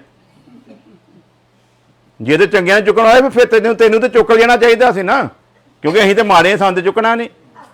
सो साडी उंगली किहदे वल उठनी है? हमेशा दूजे वल उठनी है। असीं गुनहगार किदों कहना? हमेशा दूजे नूं कहना है। असीं कदे ये कहण लई तैयार नहीं हुंदे भी मैं आप ही निगा ठीक ते मैनू की हक है मैं किसी नूं गलत कहां। तो जिदन मैं ठीक हो गया उदन मेरी हिम्मत ही नहीं बनी मैं किसी नूं गलत कहां। मैं अपना विचार तो रख सकदा है पर किसी नूं गलत ठहरा सकदा, गलत नहीं ठहरा सकदा। सो सारा काम किहदा हो गया भला? ये पाप का काम है। तो पाप के बंधन के विचों जिन्नी देर तक असीं आज़ाद नहीं होंदे उन्नी देर तक परमेश्वर की कुदरत नूं असीं समझ नहीं सकते कि असल दे विच उहदा मकसद की है। सो असीं आउणे आ बपतिस्मे दे विषय सीखांगे कि असल दे विच जिहड़ा बपतिस्मा है क्यों लिया जाता है, इहदा असल मकसद की है। लैना है तो सोच समझ के लो। अज की नाटक चल पिया आ भी पुरोहित लोग फटाफट तुहानूं अज तुसीं आए आ चर्च दे विच, अज ही तुहानूं सिखाया तो कहंदे फटाफट इस तो पहलां तेरे नाल कोई हादसा हो जाए तो तू मर मुक जावें, तू बपतिस्मा लै लै, क्योंकि वचन दसदा बपतिस्मे तो बिना कोई स्वर्ग के राज च जा नहीं सकता। तो इहनूं पुछण वाला होवे भी जे बपतिस्मे तो बिना कोई स्वर्ग के राज च नहीं जा सकता तो जिहड़े बपतिस्मा लैके बपतिस्मे के कामां नूं पूरा नहीं करते वो चल जाणगे।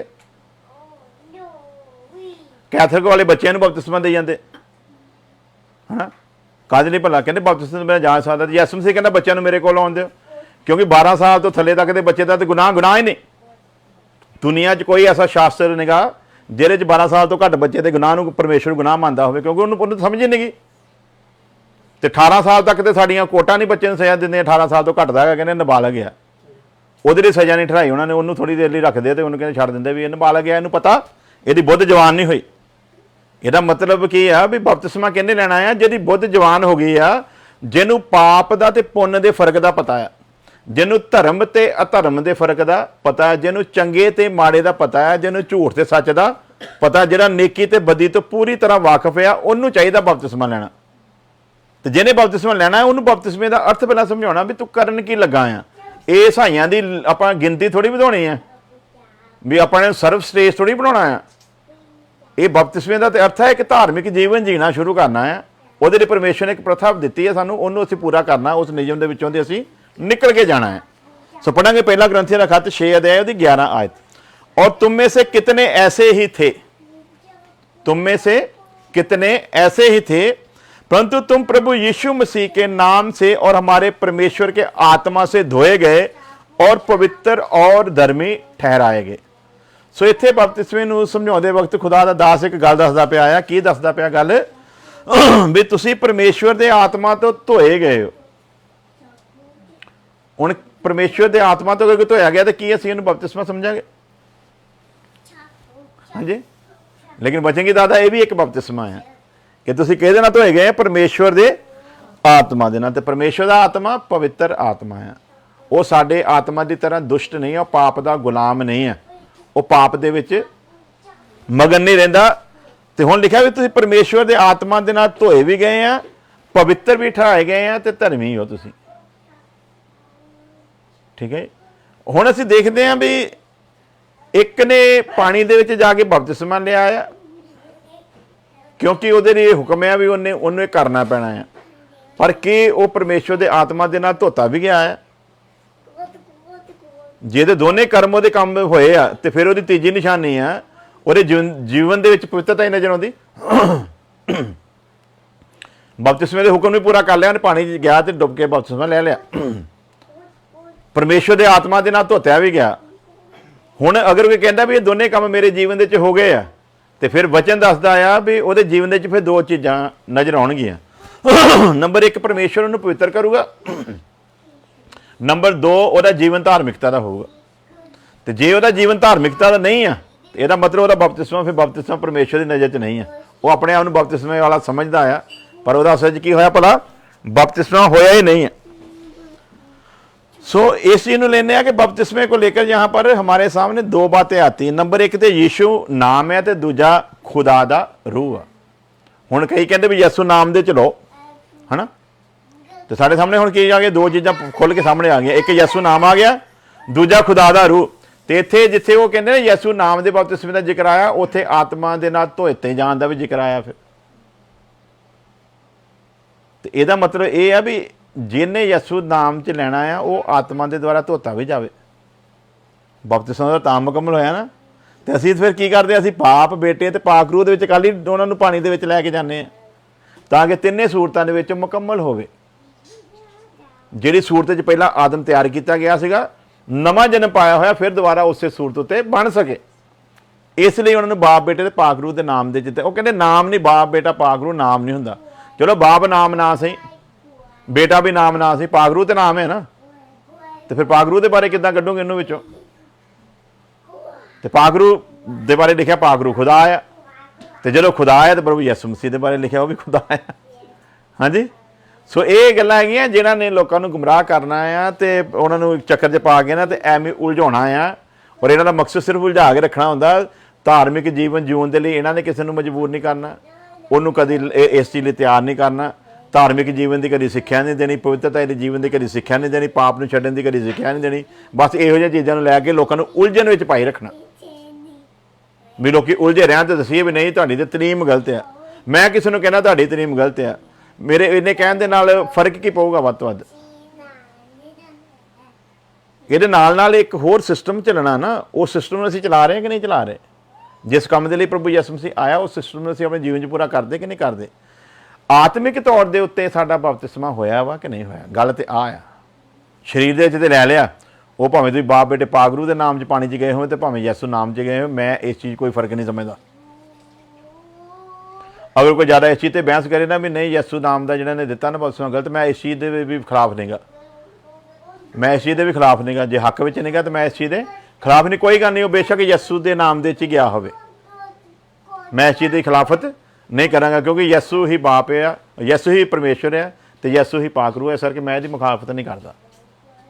ਲੇਕਿਨ ਗੱਲ ਤਾਂ ਹੈਗੀ ਆ ਵੀ ਭਾਵੇਂ ਉਹ ਬਾਪ ਬੇਟੇ ਪਾਕ ਰੂਹ ਦੇ ਨਾਮ 'ਚ ਗਿਆ ਹੋਵੇ ਪਾਣੀ ਦੇ ਵਿੱਚ, ਤੇ ਭਾਵੇਂ ਗਿਆ ਹੋਵੇ ਯਿਸੂ ਨਾਮ ਦੇ ਵਿੱਚ, ਜਿਹੜਾ ਆਤਮਿਕ ਤੌਰ ਦੇ ਉੱਤੇ ਸਾਡੇ ਸਾਹਮਣੇ ਖੁੱਲ੍ਹ ਕੇ ਬਪਤਿਸਮੇ ਦਾ ਭੇਤ ਆਉਂਦਾ ਆ ਕਿ ਉਹਨੇ ਉਹਨੂੰ ਪੂਰਾ ਕੀਤਾ ਹੈ।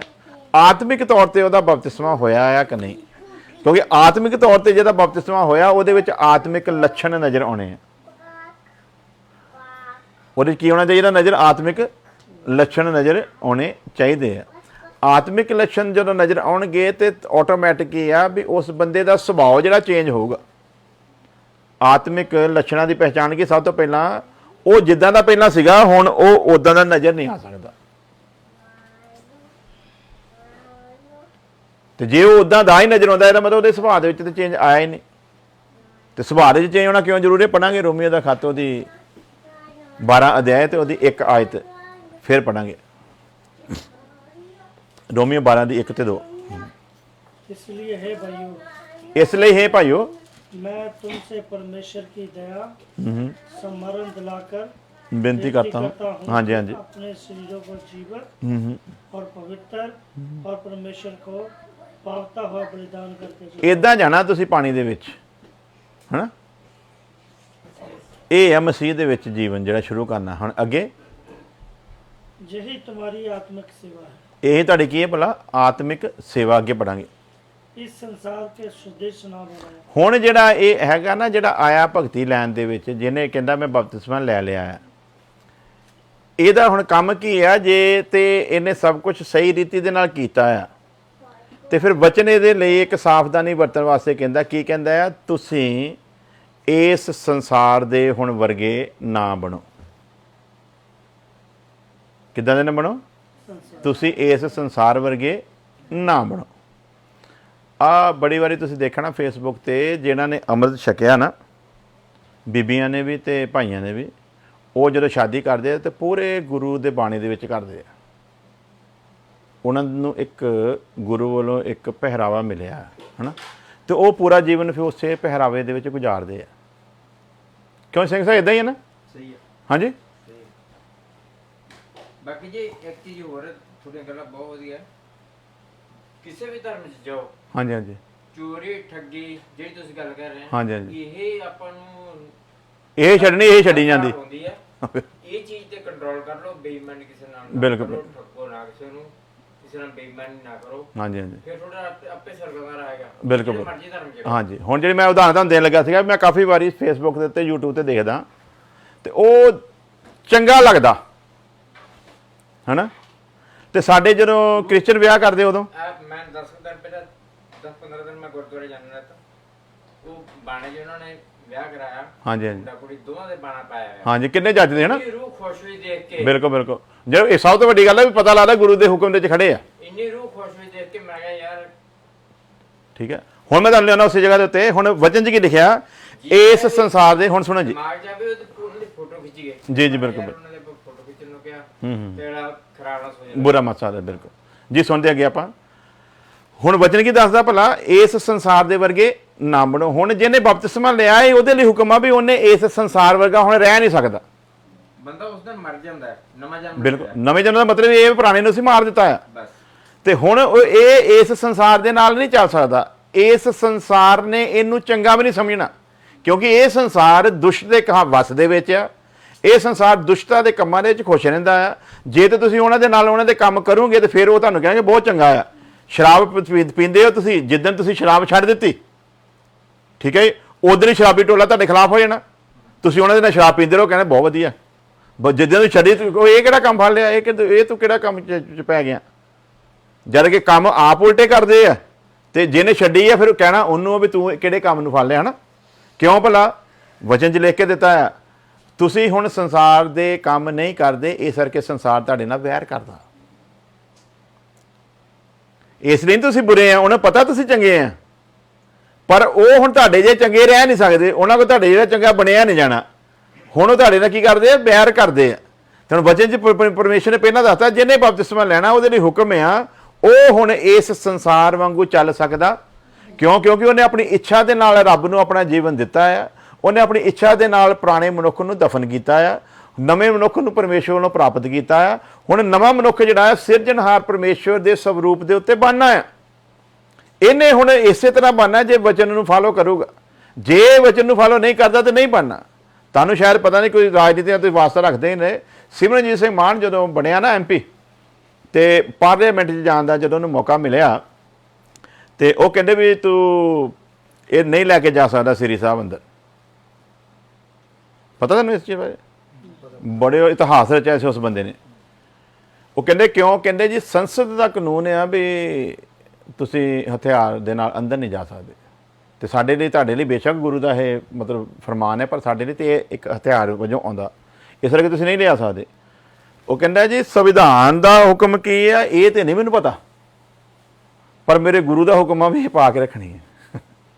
ਤੇ ਉਹਨਾਂ ਨੇ ਉਹਦੇ ਅੱਗੇ ਆਪਸ਼ਨ ਰੱਖਿਆ, ਕਹਿੰਦੇ ਹੁਣ ਤੇਰੇ ਅੱਗੇ ਦੋ ਚੋਇਸਾਂ ਆ, ਜਾਂ ਤੇ ਤੂੰ ਗੁਰੂ ਦੇ ਹੁਕਮ ਮੰਨ ਤੇ ਜਾਂ ਸੰਵਿਧਾਨ ਦੇ ਹੁਕਮ ਮੰਨ। ਉਹਨੇ ਰਿਜ਼ਾਈਨ ਦੇ ਦਿੱਤਾ ਸੀ।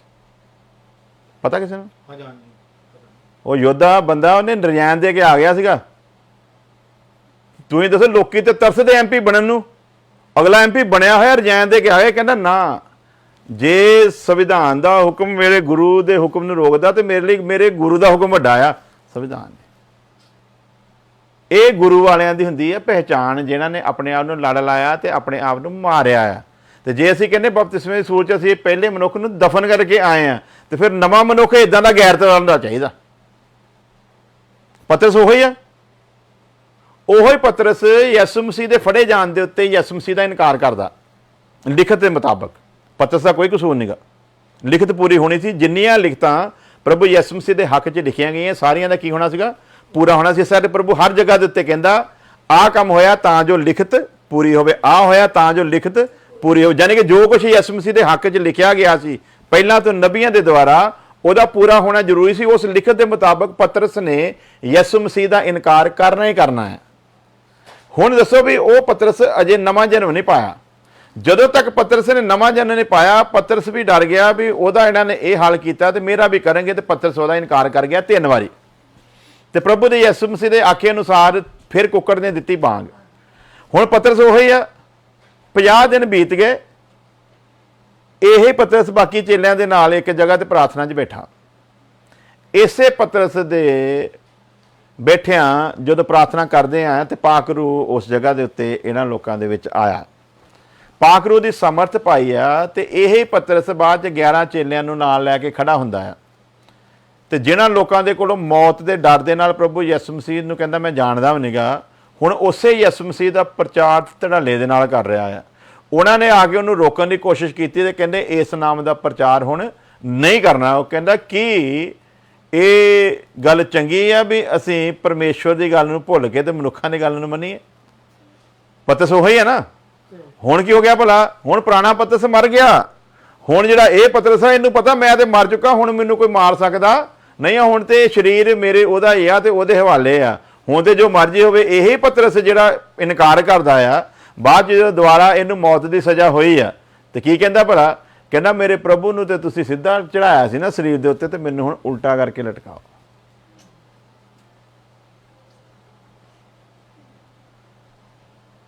ਹੁਣ ਨਹੀਂ ਡਰਦਾ, ਹੁਣ ਮੌਤ ਦੀ ਕੋਈ ਵੀ ਪਰਵਾਹ ਨਹੀਂ ਆ। ਪਲੂਸ ਦੇ ਬਾਰੇ ਉਹਦੇ ਮਾਰਦੇ ਜਦੋਂ ਧੌਣ ਦੇ ਉੱਤੇ ਘਵਾੜਾ ਤੇ ਉਹਦੀ ਜਿਹੜੀ ਧੌਣ ਕੱਟ ਕੇ ਤੇ 20 ਫੁੱਟ ਜਾ ਕੇ ਦੂਰ ਕੰਧ ਦੇ ਵਿੱਚ ਵੱਜਦੀ ਹੈ। ਹੁਣ ਨਹੀਂ ਉਹਨੂੰ ਮੌਤ ਦੀ ਪਰਵਾਹ। ਕਿਉਂ ਭਲਾ? ਕਿਉਂਕਿ ਉਹ ਤੇ ਉਸੇ ਦਿਨ ਮਰ ਗਏ ਸੀ ਜਿੱਦਣ ਉਹਨੇ ਬਪਤਿਸਮਾ ਲਿਆ ਸੀ। ਤੇ ਹੁਣ ਪਲੂਸ ਕਹਿੰਦਾ ਮੈਂ ਨਹੀਂ ਜਿਉਂਦਾ, ਬਲਕਿ ਮਸੀਹ ਯਿਸੂ ਮੇਰੇ ਵਿੱਚ ਜਿਉਂਦਾ ਆ। ਸੋ ਬਪਤਿਸਮੇ ਦੀ ਪਰਿਭਾਸ਼ਾ ਨੂੰ ਜਦੋਂ ਅਸੀਂ ਸਮਝਦੇ ਹਾਂ ਤਾਂ ਮਤਲਬ ਹੈਗਾ ਵੀ ਜਦੋਂ ਅਸੀਂ ਇਹ ਦਫਨ ਕਰਿਆ ਨਾ ਪੁਰਾਣੇ ਨੂੰ, ਤੇ ਹੁਣ ਨਵਾਂ ਜਨਮ ਮਿਲਿਆ। ਤੇ ਨਵਾਂ ਜਨਮ ਸਾਨੂੰ ਮਿਲਿਆ ਹੀ ਇਸ ਲਈ ਹੈ ਵੀ ਅਸੀਂ ਉਸ ਪਰਮੇਸ਼ਵਰ ਦੀ ਇੱਛਾ ਨੂੰ ਆਪਣੇ ਜੀਵਨ 'ਚ ਪੂਰਾ ਕਰਨਾ ਤੇ ਦੁਨੀਆ ਦੇ ਵਿੱਚ ਅਸੀਂ ਇੱਕ ਮਿਸਾਲ ਬਣ ਕੇ ਖੜਾ ਹੋਣਾ। ਅਸੀਂ ਕਹਿੰਦੇ ਮੇਰੇ ਕੋਲ ਇਹ ਆਦਤ ਨਹੀਂ ਛੱਡੀ ਜਾਣੀ, ਹੈ ਨਾ। ਕਿੰਨੇ ਲੋਕ ਆ ਜਿਹੜੇ ਕਹਿੰਦੇ ਸਾਡੇ ਕੋਲ ਆਦਤ ਨਹੀਂ ਛੱਡੀ ਜਾਣੀ, ਲੇਕਿਨ ਜਦੋਂ ਅਸੀਂ ਉਹਦੇ ਹੱਥਾਂ 'ਚ ਦਿੰਦੇ ਹਾਂ ਉਦੋਂ ਸਾਨੂੰ ਪਤਾ ਹੀ ਨਹੀਂ ਲੱਗਦਾ ਵੀ ਅਸੀਂ ਆਹ ਕੰਮ ਕਰਦੇ ਵੀ ਸੀ। ਰਾਜਨੀਤਿਕ ਜੀਵਨ ਦੇ ਵਿੱਚ ਮੈਂ 15 ਸਾਲ ਲਗਾਤਾਰ ਬਿਨਾਂ ਨਾਗੇ ਤੋਂ ਸ਼ਰਾਬ ਪੀਤੀ। ਕੋਈ ਐਸਾ ਦਿਨ ਨਹੀਂ ਸੀ ਹੁੰਦਾ ਵੀ ਜਿੱਦਣ ਸ਼ਰਾਬ ਨਾ ਪੀਤੀ ਜਾਵੇ, ਜਿੱਦਣ ਮੁਰਗਾ ਨਾ ਖਾਧਾ ਜਾਵੇ, ਹੈ ਨਾ। ਲੇਕਿਨ ਜਦੋਂ ਉਹਦੀ ਅਸਲੀ ਰੌਸ਼ਨੀ ਪ੍ਰਗਟ ਹੋਈ ਆ ਤੇ ਉਹ ਹੁਣ ਪਤਾ ਹੀ ਨਹੀਂ ਵੀ ਕਦੀ ਸ਼ਰਾਬ ਵੀ ਪੀਂਦੇ ਹੁੰਦੇ ਸੀ। ਉਹਦਾ ਟੇਸਟ ਕੀ ਹੈ ਵੀ ਭੁੱਲ ਗਿਆ। ਤੇ ਇਹਦਾ ਮਤਲਬ ਇਹ ਥੋੜੀ ਉਹ ਸਾਡੀ ਆਪਣੀ ਸਮਰਥ ਜਾਂ ਆਪਣੀ ਤਾਕਤ ਸੀ ਅਸੀਂ ਛੱਡਿਆ। ਜਦੋਂ ਉਹਦੇ ਹਵਾਲੇ ਕਰ ਦਿੱਤਾ ਆ ਤੇ ਉਹ ਸਾਰੀਆਂ ਬਦੀਆਂ ਤੋਂ ਛਡਾਉਣ ਦੀ ਕੁਦਰਤ ਰੱਖਦਾ ਹੈ। ਬੜੀਆਂ ਸਾਰੀਆਂ ਐਸੇ ਬੰਦੇ ਦੀ ਕਮਜ਼ੋਰੀਆਂ ਨੇ ਜਿਹੜਾ ਉਹ ਕਦੀ ਸੋਚਦਾ ਵੀ ਮੈਂ ਨਹੀਂ, ਆਹ ਕਮਜ਼ੋਰੀ ਮੇਰੇ ਕੋਲ ਨਹੀਂ ਛੁੱਟਣੀ, ਆਹ ਕਮਜ਼ੋਰੀ ਮੇਰੇ ਕੋਲ ਨਹੀਂ ਛੁੱਟਣੀ, ਆਹ ਕਮਜ਼ੋਰੀ ਮੇਰੇ ਕੋਲ ਨਹੀਂ ਛੁੱਟਣੀ। ਵਾਕਿਆ ਸਹੀ ਗੱਲ ਆ। ਅਸੀਂ ਚਾਹ ਕੇ ਵੀ ਆਪਣੀ ਕਿਸੇ ਕਮਜ਼ੋਰੀ ਨੂੰ ਛੱਡ ਨਹੀਂ ਸਕਦੇ, ਪਰ ਛਡਾਉਣ ਵਾਲੇ ਦੇ ਹੱਥ ਵਿੱਚ ਜੇ ਕਰੀਏ ਤੇ ਜਿਹੜਾ ਕੰਮ ਸਾਡੇ ਲਈ ਇੰਪੋਸੀਬਲ ਆ ਉਹਦੇ ਲਈ ਤੇ ਬਿਲਕੁਲ ਹੀ ਉਹਦੇ ਲਈ ਕੁਛ ਵੀ ਨਹੀਂਗਾ। ਜੈਸੀਆਂ ਜੈਸੀਆਂ ਮੌਤਾਂ ਰੱਬ ਦੇ ਪਰਵਾਨਿਆਂ ਨੇ ਦਿੱਤੀਆਂ, ਬੰਦਾ ਸੋਚ ਸਕਦਾ ਵੀ ਇਦਾਂ ਕੋਈ ਮਰ ਸਕਦਾ? ਹਾਂਜੀ। ਬਰਥਲਮਈ ਨੂੰ ਜਦੋਂ ਮਾਰਿਆ ਗਿਆ ਨਾ, ਉਹਦੇ ਸਰੀਰ ਦੀ ਸਾਰੀ ਚਮੜੀ ਲਾਤੀ ਗਈ ਉਹਦੇ ਸਰੀਰ ਤੋਂ, ਜਿੱਦਾਂ ਮਰੇ ਹੋਏ ਪਸ਼ੂ ਦੀ ਲਾਈ ਦੀ ਨਾ ਚਮੜੀ, ਇਦਾਂ ਬਰਥਲਮਈ ਦੀ ਚਮੜੀ ਉਤਾਰੀ ਗਈ ਹੈ। ਤੇ ਕਹਿੰਦੇ ਕਰ ਯਿਸੂ ਮਸੀਹ ਦਾ ਇਨਕਾਰ। ਕਹਿੰਦਾ ਵੀ ਇਹ ਨਹੀਂ ਹੋਣਾ। ਹੁਣ ਯਹੂਦਾ ਨੂੰ ਲੈ ਗਏ ਪਹਾੜ ਦੇ ਉੱਤੇ, ਪਹਿਲਾਂ ਕਿਰਾ ਕੀਤਾ ਪਥਰਾਓ, ਜਦੋਂ ਅੱਧ ਮਰਿਆ ਜਾ ਹੋ ਗਿਆ ਫਿਰ ਚੱਕ ਕੇ ਪਹਾੜ ਤੋਂ ਮਾਰਿਆ ਥੱਲੇ, ਤੇ ਪਹਾੜ ਤੋਂ ਥੱਲੇ ਸੁੱਟਦਾ। ਪਹਿਲਾਂ ਕਹਿੰਦੇ ਕਰ ਯਿਸੂ ਮਸੀਹ ਦਾ ਇਨਕਾਰ। ਕਹਿੰਦੇ ਇਹ ਮੁਸ਼ਕਿਲ ਆ। ਦਰਖਤਾਂ ਦੇ ਨਾਲ ਨੀਰੋ ਬਾਦਸ਼ਾਹ ਨੇ ਬੰਨ ਕੇ ਹਜ਼ਾਰਾਂ ਦੀ ਗਿਣਤੀ ਦੇ ਵਿੱਚ ਉੱਪਰ ਰਾਲ ਲਾ ਦਿੰਦਾ ਸੀਗਾ ਤੇ ਵਿੱਚ ਆਪਣੀ ਮਹਿਫਲ ਸਜਾਉਂਦਾ ਸੀਗਾ ਤੇ ਪੈਗ ਲਾਉਂਦਾ ਸੀਗਾ ਤੇ ਨਚਨੀਆਂ ਨੂੰ ਨਚਾਉਂਦਾ ਸੀਗਾ। ਤੇ ਇਹਨਾਂ ਨੂੰ ਨਾਮ ਦਿੱਤਾ ਗਿਆ ਮੈਨ ਕੈਂਡਲ ਦਾ। ਠੀਕ ਹੈ, ਜਲਦੇ ਹੋਏ ਬੰਦੇ ਜਿਹੜੇ ਮੋਮਬੱਤੀਆਂ। ਤੇ ਉਹ ਸੁਲਗਦੇ ਹੁੰਦੇ ਸੀ। ਰਾਲ ਦਾ ਮਤਲਬ ਹੈਗਾ ਅੰਦਰੋਂ ਬੰਦਾ ਸੁਲਗਦਾ ਆ। ਜਿੱਦਾਂ ਆਪਾਂ ਕਹਿ ਦਈਏ ਨਾ ਵੀ ਤੰਦੂਰੀ ਚਿਕਨ ਬਣਾਉਣਾ ਆ, ਉਸ ਤਰ੍ਹਾਂ ਇਹਨਾਂ ਲੋਕਾਂ ਨੇ ਸ਼ਹਾਦਤਾਂ ਦਿੱਤੀਆਂ। ਔਰ ਇੰਨੀਆਂ ਕੁ ਸ਼ਹਾਦਤਾਂ ਕਿ ਛੋਟੀਆਂ ਮੋਟੀਆਂ ਕੌਮਾਂ ਦੀ ਉਨੀ ਗਿਣਤੀ ਨਹੀਂ ਆ ਜਿੰਨੇ ਕ੍ਰਿਸਚਨ ਲੋਕ ਕੁਰਬਾਨ ਹੋ ਚੁੱਕੇ ਆ। ਲੇਕਿਨ ਅਸੀਂ ਇਹਨਾਂ ਦੀ ਕੁਰਬਾਨੀਆਂ ਨੂੰ ਕੱਲ੍ਹ ਹੀ ਹਾਈਲਾਈਟ ਨਹੀਂ ਕਰਦੇ, ਕਿਉਂਕਿ ਪ੍ਰਭੂ ਯਿਸੂ ਮਸੀਹ ਦੀ ਕੁਰਬਾਨੀ ਦੇ ਅੱਗੇ ਇਹ ਕੁਰਬਾਨੀਆਂ ਕੁਛ ਵੀ ਨਹੀਂ। ਸਾਡੀ ਕੁਰਬਾਨੀ ਅੱਜ ਮੈਂ ਪ੍ਰਭੂ ਯਿਸੂ ਮਸੀਹ ਦੇ ਲਈ ਮਰ ਜਾਣਾ ਆ। ਮੇਰਾ ਇੱਕ ਸਵਾਰਥ ਆ ਵੀ ਮੈਂ ਉਹਦੇ ਕਦਮਾਂ 'ਚ ਜਾਣਾ ਆ। ਮੇਰੇ ਅੰਦਰ ਇੱਕ ਸਵਾਰਥ ਆ, ਮੈਂ ਤਾਂ ਮਰੂੰਗਾ ਵੀ ਮੈਂ ਉਹਦੇ ਕੋਲ ਜਾਣਾ ਆ। ਪਰ ਉਹ ਜਿਹੜਾ ਮਨੁੱਖ ਦੇ ਰੂਪ ਦੇ ਵਿੱਚ ਆ ਕੇ ਸਾਡੇ ਲਈ ਮਰਿਆ, ਉਹਦਾ ਕੀ ਸਵਾਰਥ ਸੀਗਾ? ਉਹ ਜਿਹੜਾ ਬਾਅਦ 'ਚ ਜਾਂਦਾ ਤੇ ਫਰਿਸ਼ਤੇ ਪੁੱਛਦੇ ਤੇਰੇ ਜ਼ਖਮ ਕਿਹਨਾਂ ਨੇ ਕੀਤੇ ਆ? ਕਹਿੰਦਾ ਪ੍ਰੇਮੀਆਂ ਦੇ ਘਰ 'ਚ ਗਿਆ ਸੀਗਾ ਤੇ ਉਹਨਾਂ ਦੀ ਮੁਹੱਬਤ ਦੀ ਨਿਸ਼ਾਨੀ ਲੈ ਕੇ ਆਇਆ। ਇੰਨਾ ਕੁਛ ਇਸ ਇਨਸਾਨ ਦੇ ਕਰਨ ਦੇ ਬਾਵਜੂਦ ਵੀ ਉਹਦੀ ਮੁਹੱਬਤ ਦੇ ਵਿੱਚ ਕੋਈ ਕਮੀ ਆਈ? ਕੋਈ ਕਮੀ ਨਹੀਂ ਆਈ। ਕਿਉਂ? ਕਿਉਂਕਿ ਕਹਿੰਦਾ ਮੈਂ ਪਾਪ ਦੇ ਨਾਲ ਨਫ਼ਰਤ ਤੇ ਪਾਪੀ ਦੇ ਨਾਲ ਮੁਹੱਬਤ ਕਰਦਾ। ਸੋ ਬਪਤਿਸਮਾ ਜਦੋਂ ਲੈ ਲਿਆ ਫਿਰ ਸਾਡਾ ਵੀ ਨੇਚਰ ਕਿਹੋ ਜਾਣਾ ਚਾਹੀਦਾ? ਅਸੀਂ ਵੀ ਪਾਪੀ ਦੇ ਨਾਲ ਨਫ਼ਰਤ ਨਹੀਂ ਕਰਨੀ, ਬਲਕਿ ਇਹ ਸੋਚ ਕੇ ਵੀ ਪਾਪੀ ਪਾਪ ਤੋਂ ਤੌਬਾ ਕਰਕੇ ਤੇ ਉਸ ਪ੍ਰੋਗਰਾਮ ਦੇ ਵਿੱਚ ਸ਼ਾਮਲ ਹੋਵੇ ਜਿਹਦੇ ਲਈ ਪਰਮੇਸ਼ਵਰ ਨੇ 14 ਯੁੱਗ ਠਹਿਰਾਏ ਤੇ ਐਡਾ ਵੱਡਾ ਇੰਤਜ਼ਾਮ ਕਰਕੇ ਪ੍ਰਭੂ ਯਿਸੂ ਮਸੀਹ ਨੂੰ ਇਸ ਸੰਸਾਰ ਦੇ ਵਿੱਚ ਮਨੁੱਖ ਦੇ ਰੂਪ ਦੇ ਵਿੱਚ ਲੈ ਕੇ ਆਉਂਦਾ। ਸੋ ਜਦੋਂ ਅਸੀਂ ਇਹਨਾਂ ਚੀਜ਼ਾਂ ਨੂੰ ਚੱਲਾਂਗੇ ਤੇ ਫਿਰ ਕੋਈ ਐਸਾ ਪਾਪ ਨਹੀਂ ਹੈ, ਪਾਪ ਦਾ ਕੋਈ ਐਸਾ ਕੰਮ ਨਹੀਂ ਜਿਹਦੀ ਵਾਹ ਚੱਲੇ। ਪਰ ਜਦੋਂ ਅਸੀਂ ਆਪਣੀ ਅਕਲ ਦੇ ਇਹਨੂੰ ਛੱਡਣ ਦੀ ਕੋਸ਼ਿਸ਼ ਕਰਾਂਗੇ ਫਿਰ ਅਸੀਂ कभी शायद कामयाब ना हुए। बपतिस्मे को लेकर जहां हमारे सामने दो बातें आती, नंबर 1 तो यीशु मसीह नाम, तो दूजा की खुदा दा रूह।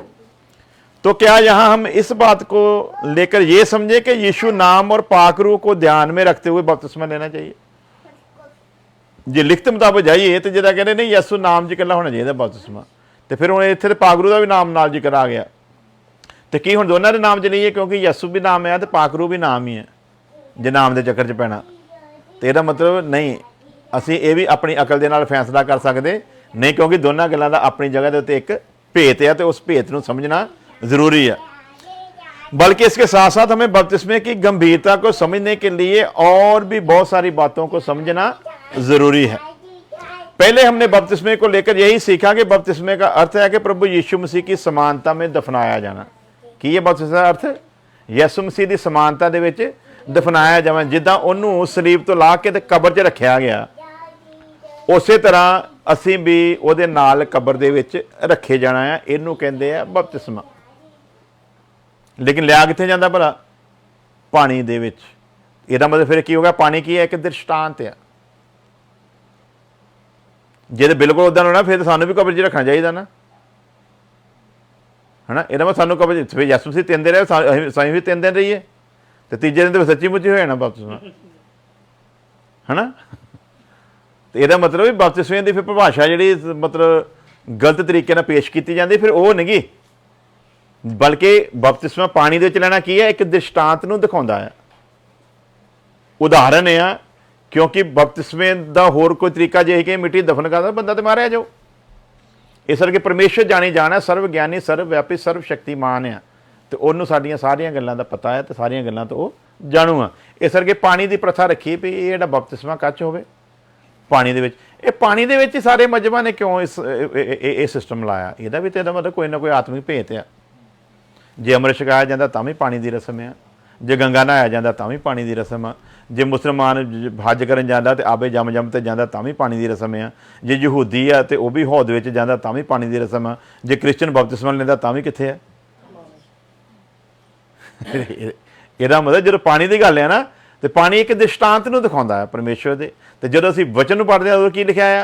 आद ਵਿੱਚ परमेश्वर ने धरती ਤੇ आकाश की रचना की, धरती बेडोल ਤੇ सुन्नी सी, ਤੇ परमेश्वर ਦਾ आत्मा ਪਾਣੀਆਂ ਉੱਤੇ जुम्बिश करदा ਸੀ ना। शुरुआत कित्थों ਹੁੰਦੀ भला? पानी तो। इस युग की शुरुआत कित्थों ਹੁੰਦੀ है? पानी तो। जिस युग ਦੇ ਵਿੱਚ ਅਸੀਂ जी रहे, ਇਹਦੀ शुरुआत कित्थों ਆ? पानी तो। तो पानी का एक दृष्टांत है, तो पानी के दृष्टांत को लैके फिर बपतिस्मा, बल्कि बपतिस्मा पानी दे विच लैना है। लेकिन असर की है? जिवें यीशु मसीह सारा काम मुकम्मल करके शहादत दे के कबर च रखा गया, तिवें असीं अपने पुराने मनुख नूं अपनी स्वै इच्छा दे नाल कबर दे विच रखना है। लेकिन ये किसी के कहण दे उत्ते नहीं, मेरे कहण दे उत्ते अगर तुसीं बपतिस्मा लैंदे हो तो बपतिस्मा नहीं है। मैं तुहानूं ये डरा के बपतिस्मा देवां भी जे तुसीं बपतिस्मा ना लिया ना फिर तुसीं उहदे राज विच नहीं जा सकदे, ये भी कोई बपतिस्मा नहीं है। बल्कि मेरा काम की है, मैं तुहानूं बपतिस्मे की परिभाषा समझावां भी बपतिस्मा है कि लैना कदों, ये तुसीं फैसला करना। ये फैसला कित्थे छड्डना? तुसीं करना भी तुसीं लैना है कि नहीं लैना, जां अजे लैना कि देर बाद लैना, जां तुहाडी समझ च आ गया है। जे आ गया है तो फिर लै लेना चाहिए, तो जे नहीं आया तो फिर सीखना चाहिए। बिना सिखे तो लैना नहीं चाहिए। मैनूं एक लड़का तो बहरीन तो बड़ा अजीज है, वो मैंने पुछ रहा, कहता भी की हुण मैनूं दोबारा लेना चाहिए? मैं कहा जे तू दोबारा कहना फिर तो बपतिस्मे 2 हो गए। जे तू दोबारा कहना मैं बपतिस्मा होना फिर तो बपतिस्मे कितने हो गए? फिर तो बपतिस्मे 2 हो गए। बपतिस्मा वचन च लिखे एक ही है, बपतिस्मे 2 नहीं, बपतिस्मा एक ही है। इनू समझ के लेना की समझ आ गया है। जे समझ आ गया फिर लो, तो फिर जे समझ आ गया तो फिर हुण इस संसार वांगू चल सकते। तो की लिखा वचन में? इस संसार के सदर्श ना बनो, बल्कि अपनी बुद्ध दे नवे हो जान करके ਨਵੇਂ ਜਨਮ 'ਚ ਕੀ ਮਿਲਿਆ ਭਲਾ? ਬੁੱਧ ਵੀ ਕੀ ਮਿਲੀ ਆ? ਨਵੀਂ ਮਿਲੀ ਆ। ਨਵੀਂ ਬੁੱਧ ਹੋਣ ਦੇ ਕਰਕੇ ਕਹਿੰਦਾ ਬਲਕਿ ਆਪਣੀ ਬੁੱਧ ਦੇ ਨਵੇਂ ਹੋ ਜਾਣ ਦਾ ਕਰਕੇ ਤੁਸੀਂ ਹੋਰ ਸਰੂਪ ਦੇ ਵਿੱਚ ਬਦਲਦੇ ਜਾਓ ਤਾਂ ਕਿ ਤੁਸੀਂ ਉਹਦੇ ਮਨ ਭਾਉਂਦੀ ਉਹਦੀ ਪੂਰੀ ਇੱਛਾ ਨੂੰ ਕੀ ਕਰ ਸਕੋ? ਜਾਣ ਸਕੋ। ਹੁਣ ਇਹ ਕੌਣ ਜਾਣੂਗਾ ਭਲਾ? ਜਿਹੜਾ ਇਸ ਸੰਸਾਰ ਦੇ ਸਦੱਸ ਹੋ ਕੇ ਨਹੀਂ ਚੱਲੂਗਾ। ਤੇ ਅਸੀਂ ਤੇ ਬਪਤਿਸਮਾ ਲੈਣ ਤੋਂ ਬਾਅਦ ਵੀ ਸੰਸਾਰ ਵਾਲੇ ਕੰਮ ਕਰਦੇ ਆ। ਵਚਨ 'ਚ ਕਿੱਥੇ ਲਿਖਿਆ ਦੁੱਲੇ ਨੇ ਸਿਹਰਾ ਲਾਉਣਾ? ਅਸੀਂ ਲਾਉਨੇ ਆ। ਹਾਂਜੀ, ਉਹ ਜਿਹੜਾ ਮੈਂ ਗੱਲ ਕਿਹਾ ਸੀਗਾ ਪੀੜੀ ਜੀ ਤੇ ਬਿਠਾ ਕੇ ਮੁੰਡੇ ਕੁੜੀ ਨੂੰ ਤੇ ਬਾਅਦ ਵਿੱਚ ਉਹ ਹੱਥ ਜੇ ਲਾ ਕੇ ਤੇ ਦਰਵਾਜ਼ਿਆਂ ਤੇ ਲਾਉਂਦੇ ਆ। ਕਿੱਥੇ ਵਚਨ 'ਚ ਲਿਖਿਆ ਇਹ ਚੀਜ਼ਾਂ ਕਰਨੀਆਂ? ਇਹ ਜਾਦੂ ਟੋਣੇ ਕਿੱਥੇ ਲਿਖਿਆ ਵਚਨ ਦੇ ਵਿੱਚ? ਤੇ ਜੇ ਅਸੀਂ ਕਰਦੇ ਆ ਫਿਰ ਕਾਹਦੇ ਕ੍ਰਿਸਚਨ ਆ? ਕ੍ਰਿਸਚਨ ਹੋ ਕੇ ਅਸੀਂ ਰੱਖੜੀਆਂ ਬਣਾਈ ਜਾਂਦੇ। ਕਿੱਥੇ ਵਚਨ 'ਚ ਲਿਖਿਆ ਤੁਸੀਂ ਰੱਖੜੀ ਬਣਾਉਣੀ ਹੈ? ਭੈਣ ਦੀ ਰਕਸ਼ਾ ਦੇ ਨਾਲ ਰੱਖੜੀ ਦਾ ਕੀ ਸੰਬੰਧ ਹੈ? ਤੇ ਜਿਹੜੇ ਰੱਖੜੀਆਂ ਨਹੀਂ ਬਣਾਉਂਦੇ ਕੀ ਉਹ ਭੈਣ ਦੀ ਰਕਸ਼ਾ ਨਹੀਂ ਕਰਦੇ? ਯਕੂਬ ਦੇ ਪੁੱਤਰ ਨੂੰ ਜਦੋਂ ਪਤਾ ਲੱਗਾ ਵੀ ਮੇਰੀ ਭੈਣ ਦੇ ਨਾਲ ਬਦਤਮੀਜ਼ੀ ਕੀਤੀ ਹੈ ਤੇ ਵੱਢ ਛੱਡਿਆ ਨਾ ਜਾ ਕੇ ਉਹਨਾਂ ਨੇ। ਉਹ ਰੱਖੜੀਆਂ ਬਣਾਉਂਦੇ ਸੀ। ਇਹਦਾ ਮਤਲਬ ਕੀ ਆ ਵੀ ਅਸੀਂ ਬਪਤਿਸਮਾ ਲੈਣ ਤੋਂ ਬਾਅਦ ਵੀ ਉਹਨਾਂ ਹੀ ਪ੍ਰਥਾਵਾਂ ਦੇ ਵਿੱਚ ਵੜੇ ਹੋਏ ਆ। ਦੀਵਾਲੀ ਆਈ ਤੇ ਅਸੀਂ ਉੱਪਰ ਕੋਠੇ ਦੇ ਉੱਤੇ ਦੀਵਾ ਬਾਲ ਲੈਂਦੇ ਹਾਂ। ਦੁਸਹਿਰਾ ਆਇਆ ਤੇ ਅਸੀਂ ਵੀ ਉਹਨੂੰ ਜਾ ਕੇ ਤੀਰ ਮਾਰਦੇ ਹਾਂ ਤੇ ਉਹਦੀ ਬਾਅਦ 'ਚ ਹੱਡੀਆਂ ਲੈ ਕੇ ਆਉਂਦੇ ਹਾਂ ਵੀ ਚੋਰ ਨਾ ਵੜੂਗਾ। ਤੇ ਇਹ ਤਾਂ ਫਿਰ ਕੰਮ ਹੀ ਸੌਖਾ ਸੀ। ਜੇ ਰਾਵਣ ਦੀਆਂ ਹੱਡੀਆਂ ਘਰ 'ਚ ਰੱਖਣ ਦੇ ਨਾਲ ਚੋਰ ਨਹੀਂ ਵੜਦਾ ਤੇ ਫਿਰ ਤੇ ਚੋਰੀ ਖਤਮ ਹੋ ਜਾਣੀ ਚਾਹੀਦੀ ਸੰਸਾਰ 'ਚ। ਹਾਂਜੀ, ਤੇ ਦੂਜੇ ਪਾਸੇ ਜਿਹੜਾ ਪ੍ਰਥਾ ਚਲਾਈ ਉਹ ਰਾਵਣ ਨੂੰ ਚੋਰ ਬਣਾਈ ਜਾਂਦੇ ਆ। ਤੇ ਬੁੱਧੀ ਆ ਨਾ ਆਪਣੀ ਬੁੱਧ ਦੇ ਨਵੇਂ ਹੋਣ ਦਾ ਕਰਕੇ। ਹੁਣ ਜਦੋਂ ਬੁੱਧ ਖੁੱਲ੍ਹਣੀ ਉਦੋਂ ਤੁਹਾਡੇ ਤੋਂ ਇਹ ਚੀਜ਼ਾਂ ਪ੍ਰਗਟ ਹੁੰਦੀਆਂ। ਜਿਵੇਂ ਮੈਂ ਦੱਸਿਆ ਸੀਗਾ ਕਹਿੰਦੇ ਜੀ ਹਨੂੰਮਾਨ ਨੇ ਪੂਛ ਦੇ ਨਾਲ ਲੰਕਾ ਸਾੜ ਦਿੱਤੀ ਸੋਨੇ ਦੀ। ਸੋਨਾ ਕਿੱਥੋਂ ਸਾੜਦਾ? ਤੇ ਅਸੀਂ ਕੀ ਮੰਨਦੇ ਹੁੰਦੇ? ਬੜੇ ਸ਼ਕਤੀਸ਼ਾਲੀ ਸੀਗਾ ਜੀ। ਵਾਕਿਆ ਵੀ ਸੋਨੇ ਦੀ ਲੰਕਾ ਸੀ ਸਾੜ ਦਿੱਤੀ। ਤੇ ਸੋਨਾ ਸੜਦਾ ਹੀ ਨਹੀਂ, ਕਦੀ ਵੀ ਨਹੀਂ ਸੜਦਾ। ਅੱਜ ਤੱਕ ਇੱਦਾਂ ਦੀ ਟੈਕਨੀਕ ਬਣੀ ਨਹੀਂ ਸੋਨਾ ਸੜ ਜਾਵੇ। ਪਰ ਸਾਨੂੰ ਕੀ ਸਿਖਾਤਾ ਗਿਆ? ਸੜ ਗਿਆ ਨਾ। ਕਹਿੰਦੇ ਜੀ ਰਾਖਸ਼ ਸੀਗਾ। ਰਾਖਸ਼ ਸੀਗਾ ਵੀ ਸੀਤਾ ਦੇ ਸੰਵਰ 'ਚ ਕਿੱਦਾਂ ਆ ਗਿਆ ਸੀਗਾ? ਪਹਿਲਾਂ ਕਦੀ ਆਈ ਸੀ ਦਿਮਾਗ ਵਿੱਚ? ਹੁਣ ਬੁੱਧ ਖੁੱਲੀ ਤੇ ਰੱਬ ਦੀ ਤੇ ਫਿਰ ਪਤਾ ਲੱਗਦਾ ਨਹੀਂ ਆਹੋ ਇਹ ਤਾਂ ਮਨ ਘੜਨ ਦੀਆਂ ਗੱਲਾਂ ਸੀਗੀਆਂ ਹਨਾ। ਵੀ ਉਹ ਜੀ ਕਹਿੰਦੇ ਹਨੂੰਮਾਨ ਉੜਿਆ ਜਾ ਰਿਹਾ ਸੀਗਾ ਮੁੰਦੀ ਲੈ ਕੇ, ਨਿਸ਼ਾਨੀ ਸੀਗੀ। ਤੇ ਰਾਜ ਕਹਿੰਦੇ ਮੱਛੀ ਨੇ ਨਿਗਲ ਲਿਆ ਤੇ ਉਹ ਬਾਅਦ ਵਿੱਚ ਮੱਛਰ ਬਣ ਕੇ ਤੇ ਉਹਦੇ ਕੰਨ ਦੇ ਵਿੱਚੋਂ ਨਿਕਲ ਗਿਆ। ਮੱਛਰ ਬਣ ਕੇ ਉਹਦੇ ਕੰਨ 'ਚ ਨਿਕਲਿਆ। ਮੁੰਦੀ ਕਿੱਦਾਂ ਕੱਢੀ ਸੀ ਹਨਾ? ਆਪ ਤੇ ਮੱਛਰ ਬਣ ਗਿਆ ਤੇ ਮੁੰਦੀ ਕਿੱਥੇ ਰਹਿ ਗਈ? ਫਿਰ ਮੁੰਦੀ ਦੇ ਅੰਦਰ ਰਹਿ ਨਹੀਂ ਚਾਹੀਦੀ ਸੀ ਮੱਛੀ ਦੇ ਪੇਟ ਦੇ। ਸੋ ਕਹਿਣ ਤੇ ਬਣਾ ਰਿਹਾ ਵੀ ਰਾਖਸ਼ ਸੀਗਾ ਤੇ ਸੀਤਾ ਸੰਵਰ 'ਚ ਕਿੱਦਾਂ ਆ ਗਿਆ?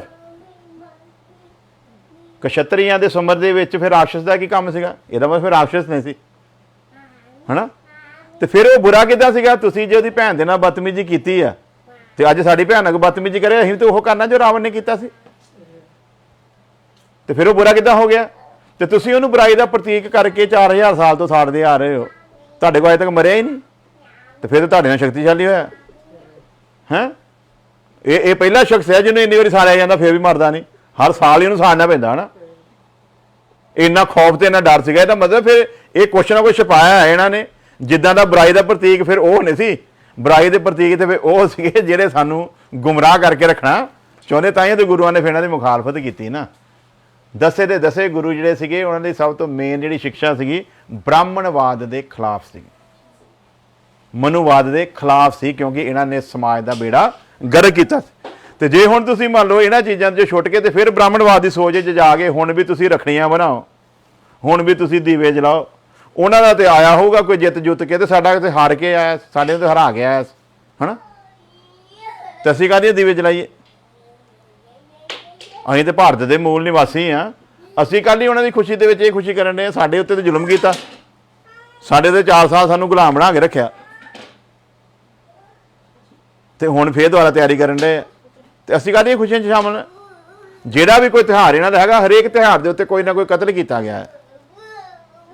ਕਿਸੇ ਨਾ ਕਿਸੇ ਰਾਜੇ ਦਾ ਕਤਲ ਕੀਤਾ ਗਿਆ। ਉਹਨਾਂ ਦੇ ਵਿੱਚ ਬਦਲੇ ਵਿੱਚ ਫਿਰ ਇੱਕ ਤਿਉਹਾਰ ਦਾ ਨਾਮ ਦੇ ਦਿੱਤਾ ਗਿਆ। ਤੇ ਕੀ ਹੈ ਇਹ?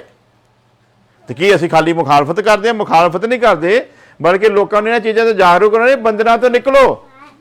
ਕਦੋਂ ਤੱਕ ਇਹਨਾਂ ਝੂਠੀਆਂ ਕਥਾ ਕਹਾਣੀਆਂ ਦੇ ਵਿੱਚ ਅਸੀਂ ਬੜੇ ਰਵਾਂਗੇ? ਕਦੋਂ ਤੱਕ ਇਹਨਾਂ ਦੀਆਂ ਮਨਘੜਤ ਗੱਲਾਂ ਦੇ ਉੱਤੇ ਅਸੀਂ ਲੱਗੇ ਰਵਾਂਗੇ? ਕਹਿੰਦੇ 4 ਵਰਨ ਬਣਾਏ ਸੀਗੇ ਤੇ ਜੇ ਬ੍ਰਹਮਾ ਸੀਗਾ ਤੇ ਬ੍ਰਹਮਾ ਨੇ 4 ਵਰਨ ਬਣਾਏ। ਸਭ ਤੋਂ ਪਹਿਲਾਂ ਦੱਸੋ ਬ੍ਰਹਮਾ ਭਾਰਤੀਏ ਸੀਗਾ ਕਿ ਇੰਟਰਨੈਸ਼ਨਲ ਸੀਗਾ? ਹਾਂਜੀ,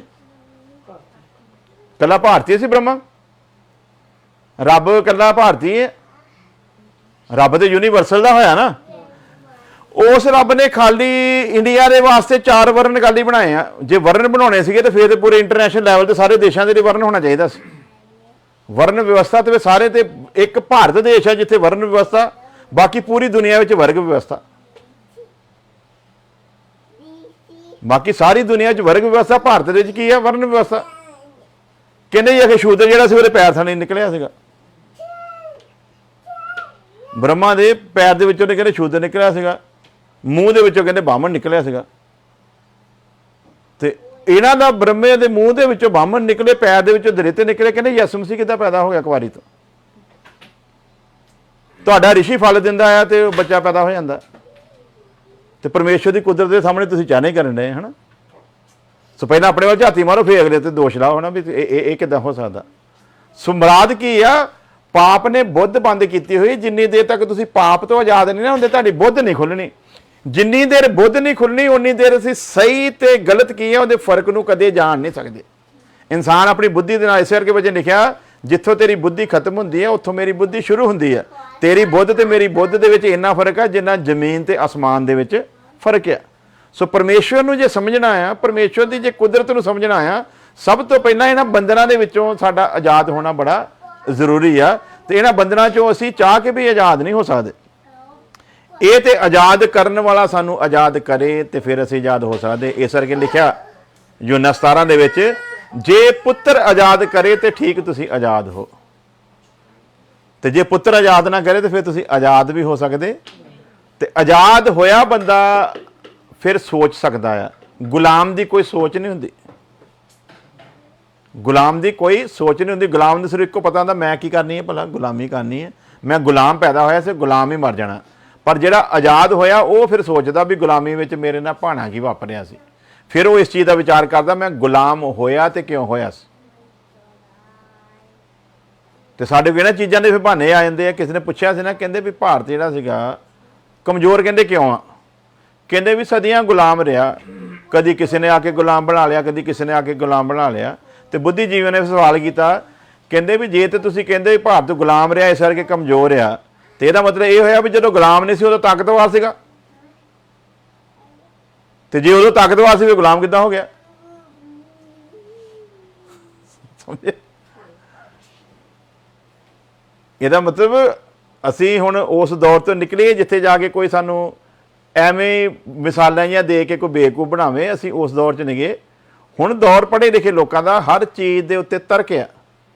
ਕੋਈ ਵੀ ਬੰਦਾ ਗੱਲ ਕਰਦਾ ਉਹਦੇ ਉੱਤੇ ਇੱਕ ਤਰਕ ਆ, ਤੇ ਅਗਲਾ ਤਰਕ ਦੇ ਵਿੱਚ ਗੱਲ ਕਰਦਾ ਤੇ ਉਹਦਾ ਜਵਾਬ ਦੇਣਾ ਸਾਡਾ ਬਣਦਾ। ਤੇ ਜੇ ਜਵਾਬ ਵੀ ਕਿੱਦਾਂ ਦੇਣਾ? ਬੜੀ ਨਰਮਾਈ ਦੇਣਾ, ਅਗਲੇ ਤੇ ਗੱਲ ਨਹੀਂ ਪੈਣਾ। ਮੈਂ ਤਹਿਸੀਲ ਕੰਪਲੈਕਸ 'ਚ ਬੈਠਾ, ਮੇਰਾ ਬੜਾ ਖਾਸ ਦੋਸਤ ਸੀਗਾ ਬ੍ਰਾਹਮਣ ਜਾਤੀ ਤੋਂ, ਤੇ ਮੈਨੂੰ ਕਹਿੰਦਾ ਗਿਲ ਸਾਹਿਬ ਤੁਹਾਡਾ ਦਿਮਾਗ ਖਰਾਬ ਆ। ਮੈਂ ਕਿਹਾ ਦੱਸੋ? ਕਹਿੰਦੇ ਤੁਸੀਂ ਕਿੱਦਾਂ ਯਕੀਨ ਕਰਦੇ ਆ ਮਤਲਬ ਯਿਸੂ ਮਸੀਹ ਦੀ ਪੈਦਾਇਸ਼ ਤੇ ਤੁਸੀਂ ਕਿੱਦਾਂ ਸਮਝਦੇ ਹੋ ਵੀ ਇੱਕ ਕੁਆਰੀ ਔਰਤ ਕਿੱਦਾਂ ਇੱਕ ਬੱਚੇ ਨੂੰ ਜਨਮ ਦੇ ਸਕਦੀ ਹੈ? ਵੀ ਇਹ ਤੇ ਐਵੇਂ ਕਹਿੰਦਾ ਵੀ ਮਨ ਘੜੰਤ ਕਹਾਣੀਆਂ ਵੀ ਤੁਸੀਂ ਪਤਾ ਹੀ ਕਹਿੰਦੇ ਕਿੱਦਾਂ ਯਕੀਨ ਕਰਦੇ ਇਹਨਾਂ ਚੀਜ਼ਾਂ ਦੇ ਉੱਤੇ। ਤੇ ਮੈਂ ਕਿਹਾ ਵੀ ਮੈਂ ਕਦੋਂ ਯਕੀਨ ਕਰਦਾ? ਮੈਂ ਬਿਲਕੁਲ ਨਹੀਂ ਯਕੀਨ ਕਰਦਾ ਵੀ ਯਿਸੂ ਮਸੀਹ ਇੱਦਾਂ ਪੈਦਾ ਹੋ ਸਕਦਾ। ਪਰ ਫਿਰ ਮੈਂ ਕਿਹਾ ਮੈਂ ਆਪਣੇ ਸਾਰੇ ਹਿੰਦੂ ਇਤਿਹਾਸ ਦੇ ਉੱਤੇ ਵੀ ਨਜ਼ਰ ਮਾਰੀ, ਤੇ ਜਦੋਂ ਹਿੰਦੂ ਇਤਿਹਾਸ 'ਤੇ ਨਜ਼ਰ ਮਾਰੀ ਫਿਰ ਮੈਨੂੰ ਯਕੀਨ ਹੋਇਆ ਵੀ ਨਹੀਂ, ਜੇ ਇਹਨਾਂ ਵਿੱਚ ਇੰਨੇ ਪੈਦਾ ਹੋ ਸਕਦੇ ਨਾ, ਮੈਲ ਤੋਂ ਪੈਦਾ ਹੋ ਸਕਦਾ, ਸੀਤਾ ਮਿੱਟੀ ਦੇ ਵਿੱਚੋਂ ਨਿਕਲ ਸਕਦੀ, ਗੜਬੀ ਦੇ ਵਿੱਚੋਂ, ਠੀਕ ਹੈ, ਮਟਕੇ ਦੇ ਵਿੱਚੋਂ। ਤੇ ਜੇ ਮਤਲਬ ਇੱਕ ਬੱਚੇ ਦੀ ਧੌਣ ਵੱਢ ਕੇ ਤੇ ਉਹਦੇ ਉੱਤੇ ਬਾਅਦ ਹਾਥੀ ਦੀ ਧੌਣ ਲਾਈ ਜਾ ਸਕਦੀ ਹੈ, ਤੇ ਫਿਰ ਉਹਨੂੰ ਮਹਾਰਾਜ ਗਣੇਸ਼ ਬਣਾਇਆ ਜਾ ਸਕਦਾ ਆ।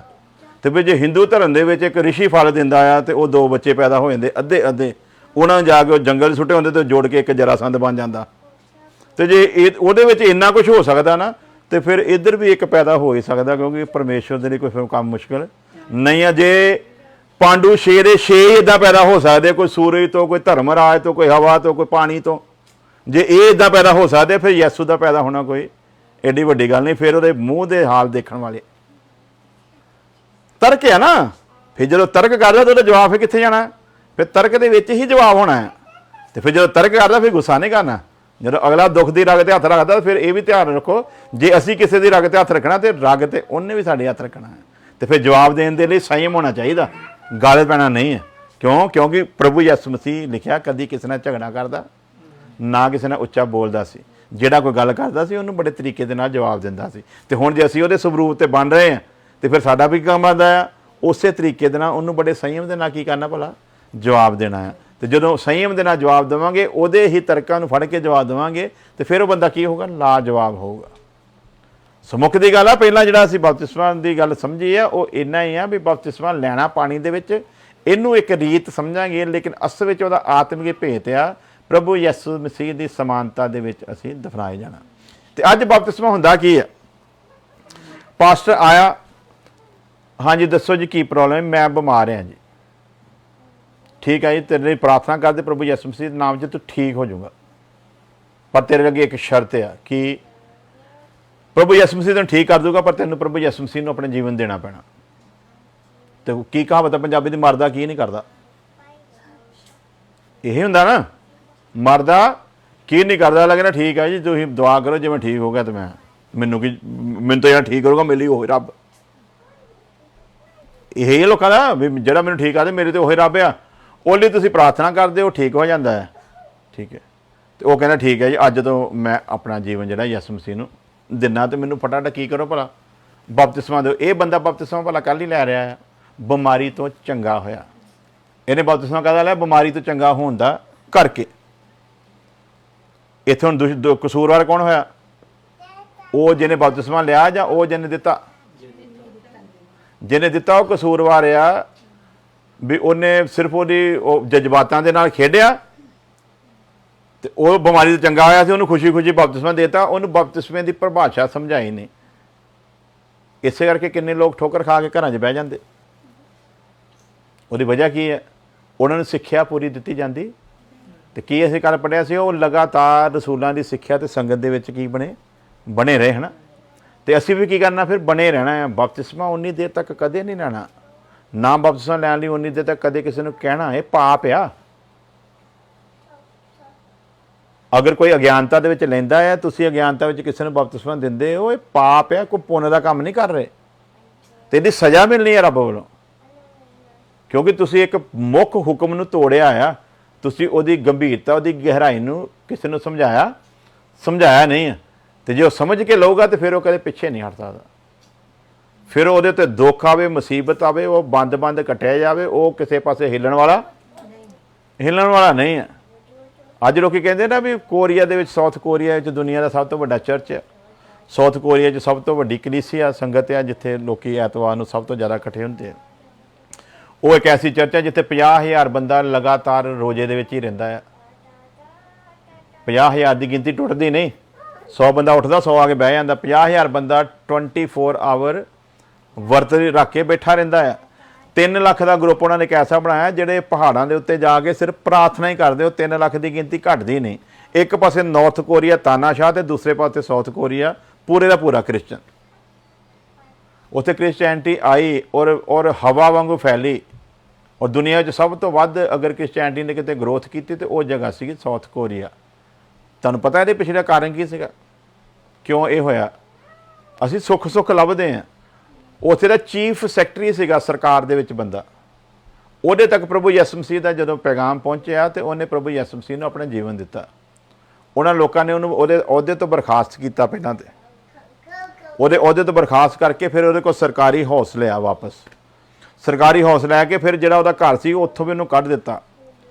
ਆਪਣੇ 5 ਬੱਚਿਆਂ ਦੇ ਨਾਲ ਇੱਕ ਬ੍ਰਿਜ ਦੇ ਥੱਲੇ ਜਾ ਕੇ ਤੰਬੂ ਲਾ ਕੇ ਰਹਿਣ ਲੱਗਾ। ਸਰਮਾਏਦਾਰ ਸੀ, ਬਹੁਤ ਅਮੀਰ ਆਦਮੀ ਸੀਗਾ। ਆਹ ਹਸ਼ਰ ਹੋ ਗਿਆ ਉਹਦਾ। ਐਂਡ ਤੇ ਜਾ ਕੇ ਫਿਰ ਡਿਚ ਮਸ਼ੀਨ ਲਿਆਂਦੀ ਤੇ ਡਿਚ ਮਸ਼ੀਨ ਲਿਆ ਕੇ ਤੇ ਟੋਇਆ ਪੁੱਟ ਕੇ ਤੇ ਉਹਦੇ ਵਿੱਚ ਪਰਿਵਾਰ ਨੂੰ ਕੱਦ ਦੇ ਹਿਸਾਬ ਦੇ ਨਾਲ ਖੜਿਆ ਕਰ ਦਿੱਤਾ ਤੇ ਮਿੱਟੀ ਪਾਉਣੀ ਸ਼ੁਰੂ ਕਰ ਦਿੱਤੀ ਤੇ ਕਹਿੰਦੇ ਕਰੋ ਯਿਸੂ ਮਸੀਹ ਦਾ ਇਨਕਾਰ ਤੇ ਬਚ ਜਾਓਗੇ, ਨਹੀਂ ਤੇ ਮਾਰ ਦਿੱਤੇ ਜਾਓਗੇ। ਇੱਕ ਬੱਚਾ ਮਾਂ-ਬਾਪ ਦੀਆਂ ਅੱਖਾਂ ਦੇ ਸਾਹਮਣੇ ਮਿੱਟੀ ਦੇ ਵਿੱਚ ਦਫਨ ਹੁੰਦਾ ਜਾ ਰਿਹਾ ਆ। ਆਖਿਰਕਾਰ ਮਾਂ-ਬਾਪ ਵੀ ਪੂਰੇ ਦਾ ਪੂਰਾ 7 ਦੇ 7 ਜਣੇ ਜਿਹੜੇ ਆ ਮਿੱਟੀ ਦੇ ਢੇਰ ਦੇ ਹੇਠ ਦੱਬ ਕੇ ਤੇ ਮਾਰ ਦਿੱਤੇ ਗਏ। ਅੱਜ ਉਹਨਾਂ ਦੀ ਉਸ ਸ਼ਹਾਦਤ ਦੀ ਵਜ੍ਹਾ ਆ ਪੂਰਾ ਸਾਊਥ ਕੋਰੀਆ ਜਿਹੜਾ ਉਹ ਕ੍ਰਿਸਚਨ ਹੋ ਗਿਆ। ਔਰ ਦੁਨੀਆ ਸਭ ਤੋਂ ਵੱਧ ਜਿਹੜੀ ਕ੍ਰਿਸਚੈਨਿਟੀ ਫੈਲੀ ਉਹ ਇੱਕ ਮਾਤਰ ਐਸਾ ਦੇਸ਼ ਹੈ ਜਿੱਥੇ ਏਡਾ ਵੱਡਾ ਕੰਮ ਹੋਇਆ। ਸੋ ਉਹ ਕੱਲ੍ਹ ਹੀ ਮਰ ਗਏ। ਉਹ ਵੀ ਚਾਹੁੰਦੇ ਤੇ ਸਮਝੌਤਾ ਕਰ ਸਕਦੇ ਸੀ ਨਾ, ਹੈ ਨਾ।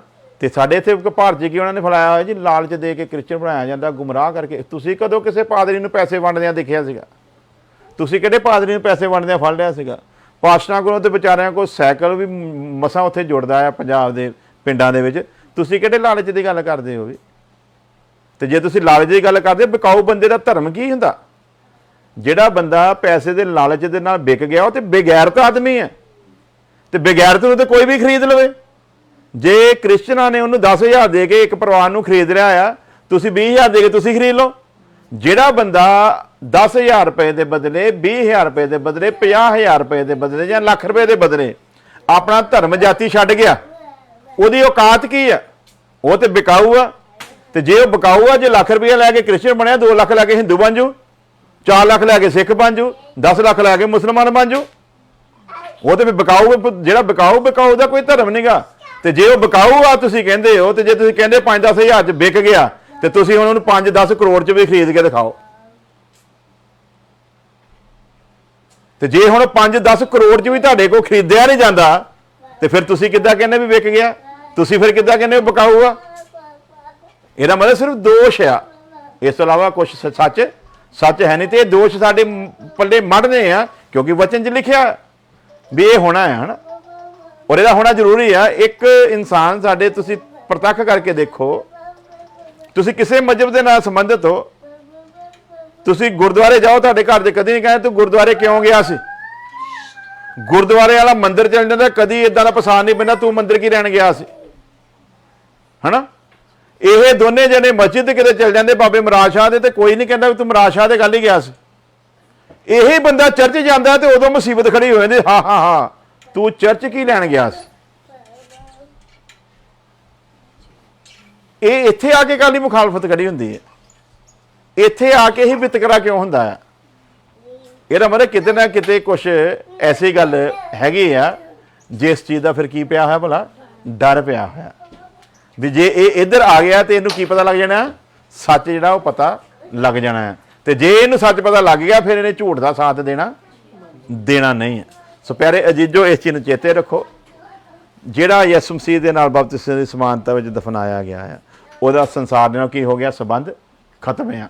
ਹੁਣ ਉਹ ਇਸ ਸੰਸਾਰ ਵਾਂਗੂ ਚੱਲ ਸਕਦਾ, ਹੁਣ ਇਸ ਸੰਸਾਰ ਵਾਂਗੂ ਰਹਿ ਸਕਦਾ, ਹੁਣ ਇਸ ਸੰਸਾਰ ਦੇ ਰੀਤੀ ਰਿਵਾਜਾਂ ਨੂੰ ਫਾਲੋ ਕਰ ਸਕਦਾ।